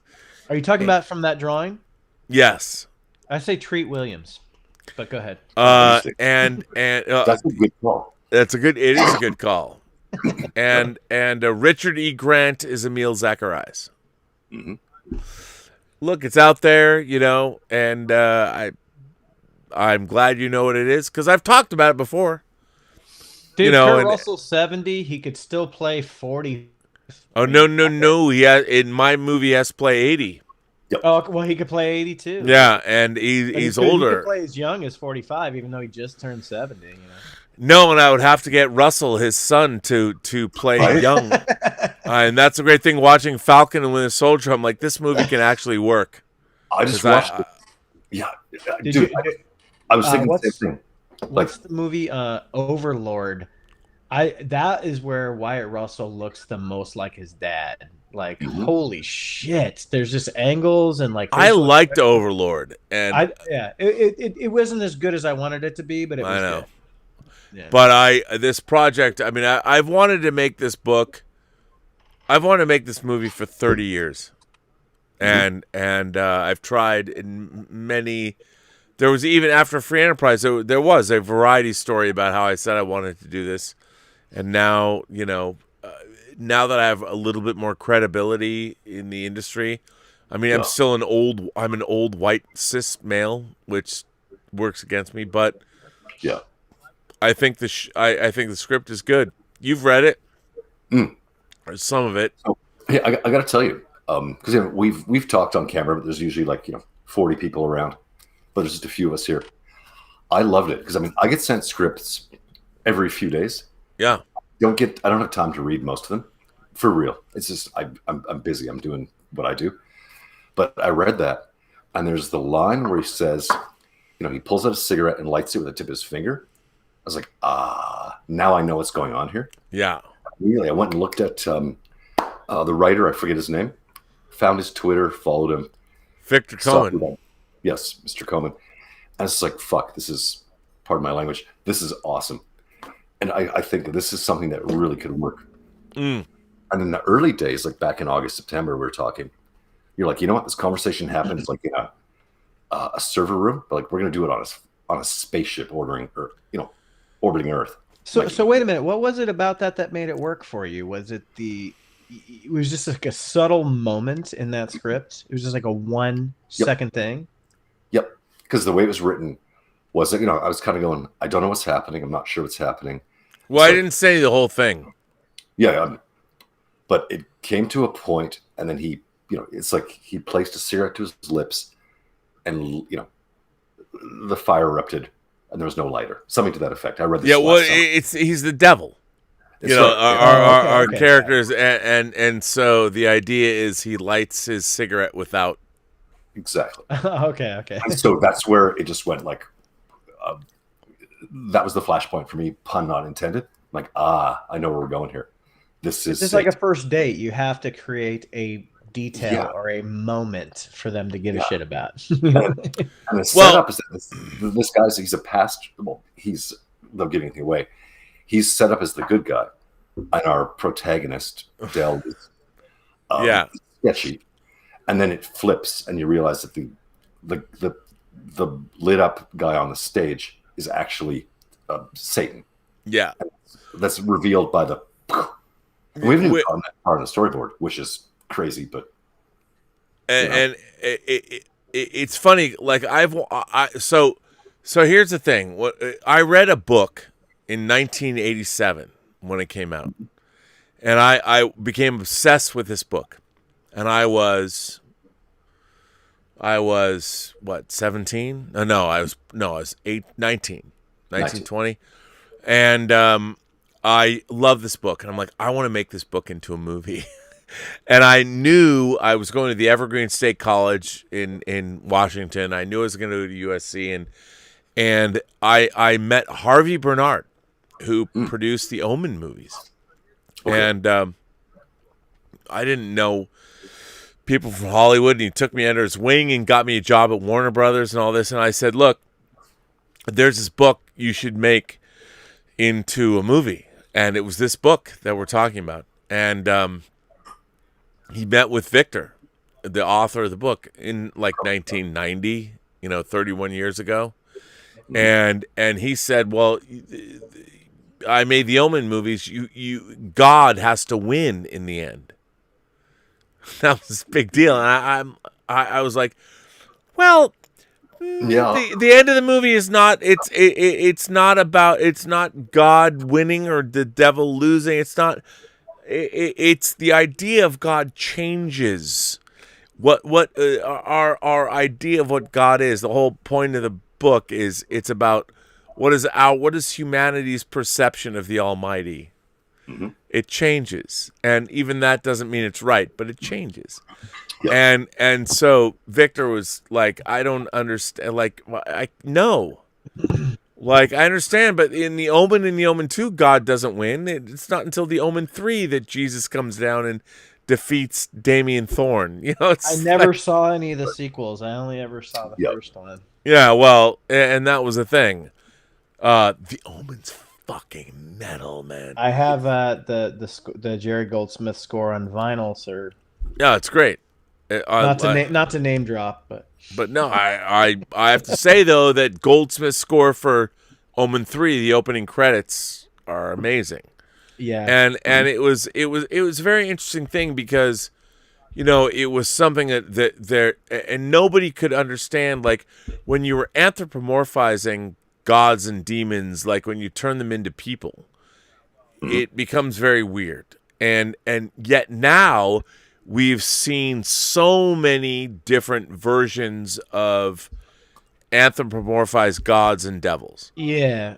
So people get it. If someone walks in, like Lucifer, which is based on an offshoot of Sandman, the Lucifer that's on TV is based on the Lucifer comic book from DC that is a spin-off of Sandman, Neil Gaiman's Sandman. Is that? Yes. I didn't know that. I didn't know that. Yes. Oh. So and that character is great, but once you can watch the devil walking around being handsome and charismatic and human, well, once what I wanted to do 30 years ago, people didn't get it. They didn't understand. They're like, what? Well, when you see what they can do, I remember hearing that Gabriel Byrne was going to play Satan in an Arnold Schwarzenegger movie, which at the time you're like, oh, that's hilarious. And then you see what he does in that very strange mother-daughter scene, I think it was. Oh, yeah. And then you're like, okay, that's Satan. That's the worst of the worst right there. Like, yeah, I know. And all of that happened in the interim from the time I read this book, and so people can they've understood that, okay, actors can embody these roles. You can make them these characters, these supernatural or superluminal or whatever you want to call them, characters. And it before, when I first started trying to, people were like, you're insane, like I don't get it. Now it's par for the course. It's people get well, it. and you can play it the way of what's his name from the what was it, the Prophecy, Christopher Walken and Gabriel Byrne. I mean Viggo Mortensen. Yeah. That way, or you can go like the crazy over the top kind of theatrical route of like Al Pacino. And, I'm a fan of man. I've got my nose down on the grindstone. Yeah, I mean that's exactly right, because that didn't exist, and now we live in that world. So when you want to anthropomorphize that kind of evil, if you want to personify the devil, he can be Al Pacino. Like, yeah, I'm going to take the subway. Yeah. Okay. Because, you know, the idea is I'm going underground and I'm going to see where people are like, oh, I get it. Where before that wasn't something that people understood. Yeah. I thought it was really interesting to take, because we've had pretty minimal connection actually, like just, you know, a little bit of DMs here and there. I run with it. I got the script and you're like, okay, this guy is Richard E. Grant. Make it happen. So, you know, a week later, I've got 6 storyboards too, and I've got to put the devil in his eyes, and I start just putting out these paintings, and you know, I think you got Richard E. Grant as Satan paintings. Well, no, hang on. I just want to point out, yes, we do, but I've never contacted. I've had Twitter conversations with him. I'm a fan of him. I want him to play this part. Like I'm obsessed. I've been obsessed with this movie for 30 years. Yeah. I want to make this movie for 30 years. And a lot of people told me that you're out of your mind. And after Free Enterprise, I hoped I'd have a career, but I directed one movie 22 years ago that made no money. That awesome movie. People love it. By the way, if I was able to do my new version, people love it even more. Mm-hmm. But and that's what I want to do, is use that as a springboard in the stuff I'm doing now, like Tango Shalom or Dota Dragon's Blood or whatever. I want to make this film. I've wanted to make it for 30 years, and it's a lot of people. It's a weird movie, but I think it's a great movie. I think it's a great story. You're always funny as shit. Rob, have you ever seen? Do you ever watch any Tom DeSillo films? Yeah. I'm a huge Tom DeSillo fan. Yeah. And like, I'm not saying there's not a lot of connections, but like the quirkiness and stuff, like Living in Oblivion is one of my favorite I love movies. Living in Oblivion. It's Love it. so fucking great. And like So that great. movie is, no one ever talks about that movie when they talk about Hollywood sucking their own dick, you know, like because it's not about that. It's about the grime and the grind and the grut that you have to go through to make an indie film, you know, to the lowest extent, you know. But yeah, like that's I'm not comparing Free Enterprise to that, but like the feel of like this is funny as shit and it's quirky and it's fast paced and it's smart, you know. Well, you know, what's interesting to me is so I spent. Nicholas Meyer once said it takes 10 years to be an overnight success in Hollywood. And I spent my first 10 years in Hollywood really getting the greatest education I could. Yeah, leading up to Free Enterprise. And I, you know, Free Enterprise is not perfect. I mean, why I want to do it, finish it now is make it the way I want it. But I stand by it. It was the time. And so I got to write and direct my first film with my childhood idol. It made no money. No one saw it. And it was very obscure. And it fell by the wayside. Nobody knows the film. And even its home video release, it's been unavailable for the last 15 years. But it's out in the ether, though, man. It is. You know? It is. But if I were to put it out now, if I was able to do a 4K version, I think it'd be rediscovered. And I do too. But for me, it curtailed. It ended. I spent 10 years leading up to, like, I want to be a writer-director, and then I made this movie. And it killed anything in my career. Dude, you got to get the Shatner to throw in some scratch and get that, because he'd probably be all on. Well, you know, yes.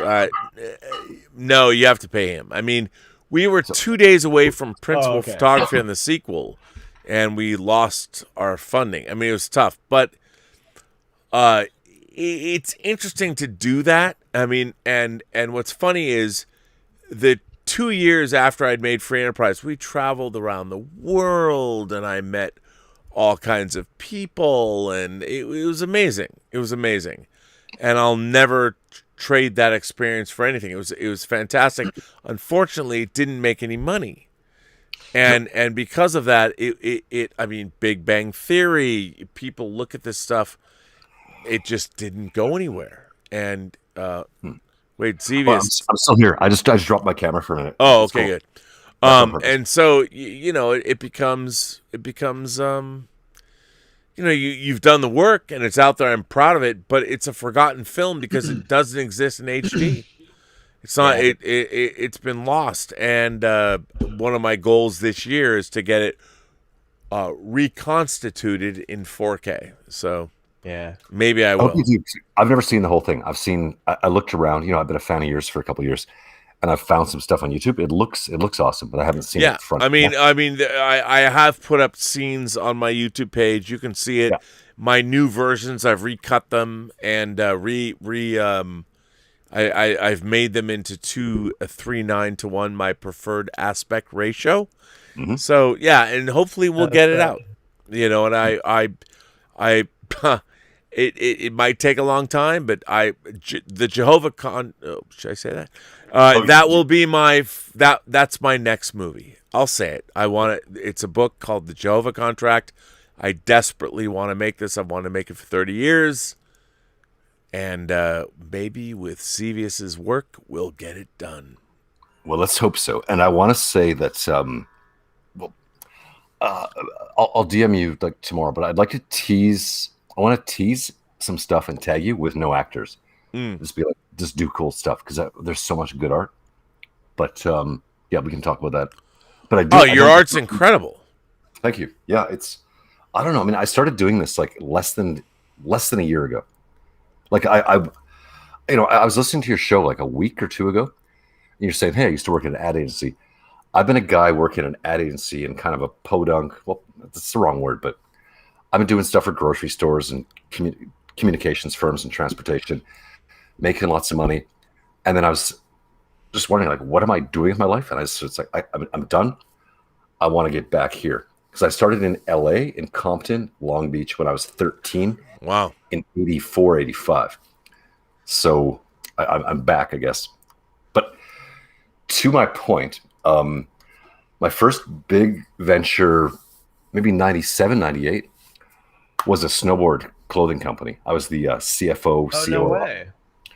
And I had to spend 7 or 8 days in the Hilton in Las Vegas, the Star Trek Hilton. No. Every time I woke up, the big screen. Every time I went for lunch was at Quark's Bar and Grill. On and on and on and on. And because I was with some folks, nice folks, they don't drink, they don't smoke. I drink and smoke a lot of both. Yeah. You mean boring folks? Not it was sorry. fun. So you got to watch all my work. Fucking thousands of times. Yeah. I saw it like just a couple of weeks ago on your YouTube. I was like, dude, I know this stuff back to front. Yeah. And it's a little heavy fisted if you go back. It's like, I'm kidding, sort of, but the Spock and stuff. But it hit me so well then. But it was like I lived in that place, and it's the only place I ate. Every day. So for what you're talking about, so there was an $80 million attraction at the Las Vegas Hilton called the Star Trek Experience. I spent a year and a half of my life working on, and my job was to create videos for the attraction, and that's what I did. Yep. So Rob, are those the videos? Because I wrote, you probably don't remember this, but over the summer I wrote you because I went to the EPM Museum in Seattle to see the Star Trek exhibit, which is fucking amazing, by the way. Yeah, they interviewed me for that. Yeah, and you asked me in the letter you had meant when you're reading my letter, you said something out loud. You said, "Did you see my video or something?" I think that's what you said. So, yeah, I asked if because I had been interviewed there I was part of that whole thing. Like I don't know if I was in it, but some people told me I was, that they saw me or whatever. Mm-hmm. So this was different. I mean, this was something that I'm looking for it. It might be on my YouTube channel, but I should find it. Can I get play it? Because it's like in the middle of the night, and I'm hustling. That's how I know you. That's how I know you guys too. I'm launching a channel in the next few weeks.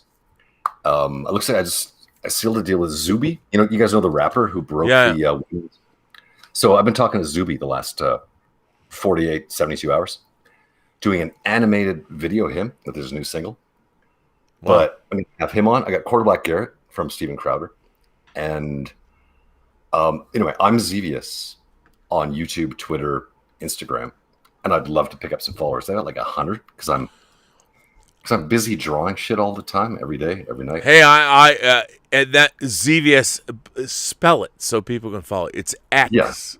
Oh my God, you got 148 people watching. So I'm Xevious on Twitter, Instagram, and YouTube. And I've got some really fun, I got cool shit coming up. So just go find me, say hi. My DMs are open. Yeah, and you should subscribe to him. I mean, I endorse the only people I have on here. They're all fucking metal, and if you don't follow them, you're not as metal as they are. God damn it! See, I love this. I love this show. This could go so far. Like, well, that's metal what is. It's a state of mind. It's a state of fucking mind. You know what metal is? Metal is living free and leaving a beautiful goddamn corpse. That's fucking metal. Like Saint X-Men of the Valkyrie in Battle Beyond the Stars, which, by the way, Shout Factory will sell you an action figure of Sybil Danning as Saint X-Men, who will say, "Live fast, fight free, and leave a have a beautiful ending." Beautiful corpse. Yes. Yeah. Is that what it? Beautiful corpse. There you go. God damn it. Here's a quick fun anecdote. I joined Twitter as Xevious less than 2 years ago. The first person who contacted me was like, "Hey, I need a logo for my metal comic," and we followed each other. Ooh. I looked him up, and I went. His name is it'll come to me, but good dude. And his Twitter profile literally is like, "I just bought Lemmy's house after he died on the Sunset Strip. I live." How metal is that? All That's right, the most metal sorry. thing, like, maybe And fucking shout out to the guy. Sorry, his name is Will Wallner. He's on Twitter as, I think, at Will Wallner. We're friends on Twitter and Instagram. He lives in fucking Lemmy's apartment, like literally where Lemmy died. He's like, I bought it instantly. Oh my god, how cool is that? That's fucking cool. And then every super day, metal. every day he does about a minute. He like just put a guitar solo, and he's the best guitar. I've been playing guitar for like 40 fucking years. He's beyond anyone I've ever even seen in person, and he's playing on Sunset next Saturday or something or whatever. And I got $150 to do his cover for his comic book like last year, so I'm kind of working my way. I will always remember Lemmy in the movie where he goes, "I was editor of the school magazine." I think it was Airheads. From 1996. Yeah. Mm-hmm. Well, listen, gentlemen, I think I'm gonna have to call this show. And wait, there are people. Hang on, wait. Swack Props says, "Hi, Rob. I can guess who you got in mind for a meal." Oh, I already said that. I guess I've gone through all of these, all of our chats. I think it's time to end Midnight Metal. We will be back tomorrow with Dave Parker, but I want to thank you both. I want to thank Cinema Gulp. I want to thank Xevious for being here. Thanks, man. This was I must go to bed. For those who are members of the Burnettwork YouTube channel, we are having a Zoom call tomorrow. You can be a member for $1 a month. And there will be a Zoom call tomorrow at noon.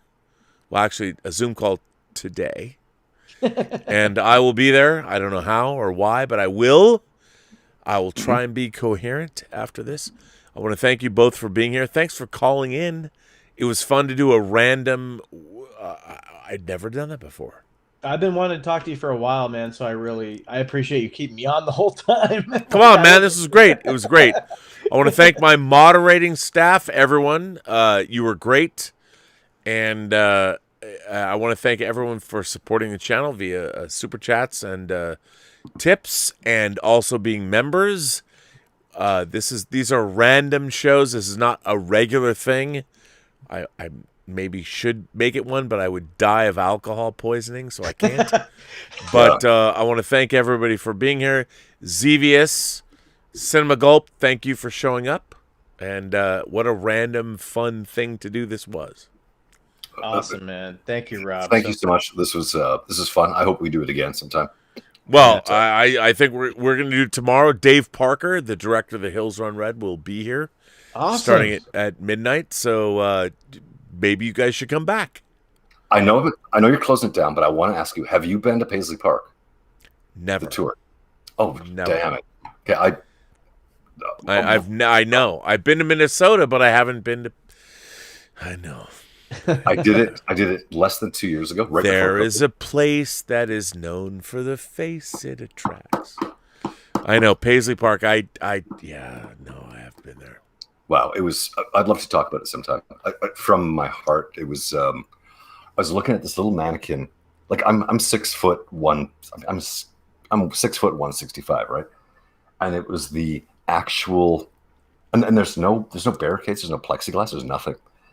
And it was the sparkly jacket from Purple Rain, like the main one, and it's right there. And it's like there's bodyguards around. Yeah, like I'm on a tour. There's about eight people on the tour guide. It's like, yo, you touch anything, you get kicked out. It's like, okay, right. I won't touch it. Oh, you get near that shit, and it's right there. And I've got teenage boys, and it's like well, about the same size, but it's not the same because Prince is Prince, right? Diminutive. It was so magical and fucking wonderful, and it was love to talk about Prince. You're killing me. Sorry. Well, it's still, as far as I know, it's still there. You gotta open no, I know. We will do it. Okay. Well, listen, my friends. I want to thank you all for being here. I want to thank everyone for supporting the channel. Thank you for being members, tips, super chats, all that. If you want to send me a letter, or anyone here that's been on the show, you can go to the Burnettwork.net website and send a letter free of charge, no problem. I will read it, or I'll send it to one of you and you can read it. Either way, it will be great. So, Midnight Metal, guys. Midnight Metal episode 6. Oh my God. This was supposed to be a one-off joke. But we're still here, God damn it. Which in itself is fucking metal. Yeah. So, I'll be back tomorrow with Dave Parker, the director of The Hills Run Red. I want to thank Cinema, and I want to thank Xevious for being here. Cheers. Thank you so much, gentlemen. You have made this show amazing. Where can people find you on the interwebs? Well, me you could find on Cinema Gulp here on YouTube. We're very close to you, Rob. Our 5-year anniversary is next Wednesday, or this coming Wednesday. And Congratulations! We're gonna thank you, man, and we're so close to you as far as April goes, but you're a year ahead of us. But thank you for letting me say that. Next week we're gonna have a 5-year anniversary show, and it should be really fun. Xevious, where can people find you? You can find me everywhere at Xevious, Xeviuss. That's 2 S's. I'm the brand new kid on the block here, if you will. Hard charging. That's YouTube. That's Twitter. That's Instagram. No, not Facebook. But I just do art and fun stuff every day, and there's a lot of neat stuff happening in the next couple weeks on all those things. So yeah, come say hi. And all right. Now, everyone, thank you for being here. I want to thank you for all of your support, and I want to thank my moderators. The Richard especially has been here. Thank you so much. My moderating staff is great. I want to say that, too. I meant to say that. Your mods crush it every single day, and I love them. So. Yes, thank you. I only know any of you guys because of the Richard, so shout out to the Richard for listening to me for hours on end, like last summer. Oh, so yes. Rich is the man. He is the man. He is the man. Well, everyone, thank you for all being here. We will be back tomorrow. I will be back here. If you are a member of the channel, we have a Zoom call we have every 2 weeks. People who are members of the channel, you can be a member of the channel for $1 a month. And you can participate in our... Now, look, you can't be shy. If you want to be part of the Zoom call, we want to see your face. We want to see you smile. I want to hear what you sound like. But we are doing that tomorrow at noon for all of you members. Thank you for that support. So, if only any of us had good voices for radio. I know, right? Come on. Yeah. I think all of us. I can turn it on if I really need to. Trust me. Hey, that's like morning radio. Oh my God, we are the voiceover artists from hell. Perhaps that should be a movie. Like the three of us, we are demons that come up, and we use our voices to ensorcel the population of the world. You know, I've never spoken in public until about 6 months ago. Ever. Nothing. Never. Well, I know. I think you've done a fine job. Well, I'm back, and we'll see where we go. So. All right. Okay. Everyone, thank you so much for being here. Thank you for participating. I'm going to end Midnight Metal episode 6, which actually turned out to be an erudite good conversation. I think that is intellectualism can be fucking metal. Yeah, fuck yeah! Fuck yeah! So, on that note, I'm going to end this show right now. Gentlemen, thank you so much. Thank you, everyone. I will say to all of you, good fucking night. And strap on your whatever you strap on tomorrow, because Midnight Metal's coming back. Episode 7. We're going to be here tomorrow. I know, rap on your... I know, I don't even know what I'm saying. So, I should probably end that stream.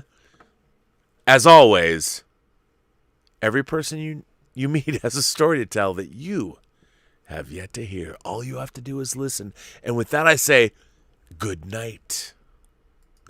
Yes.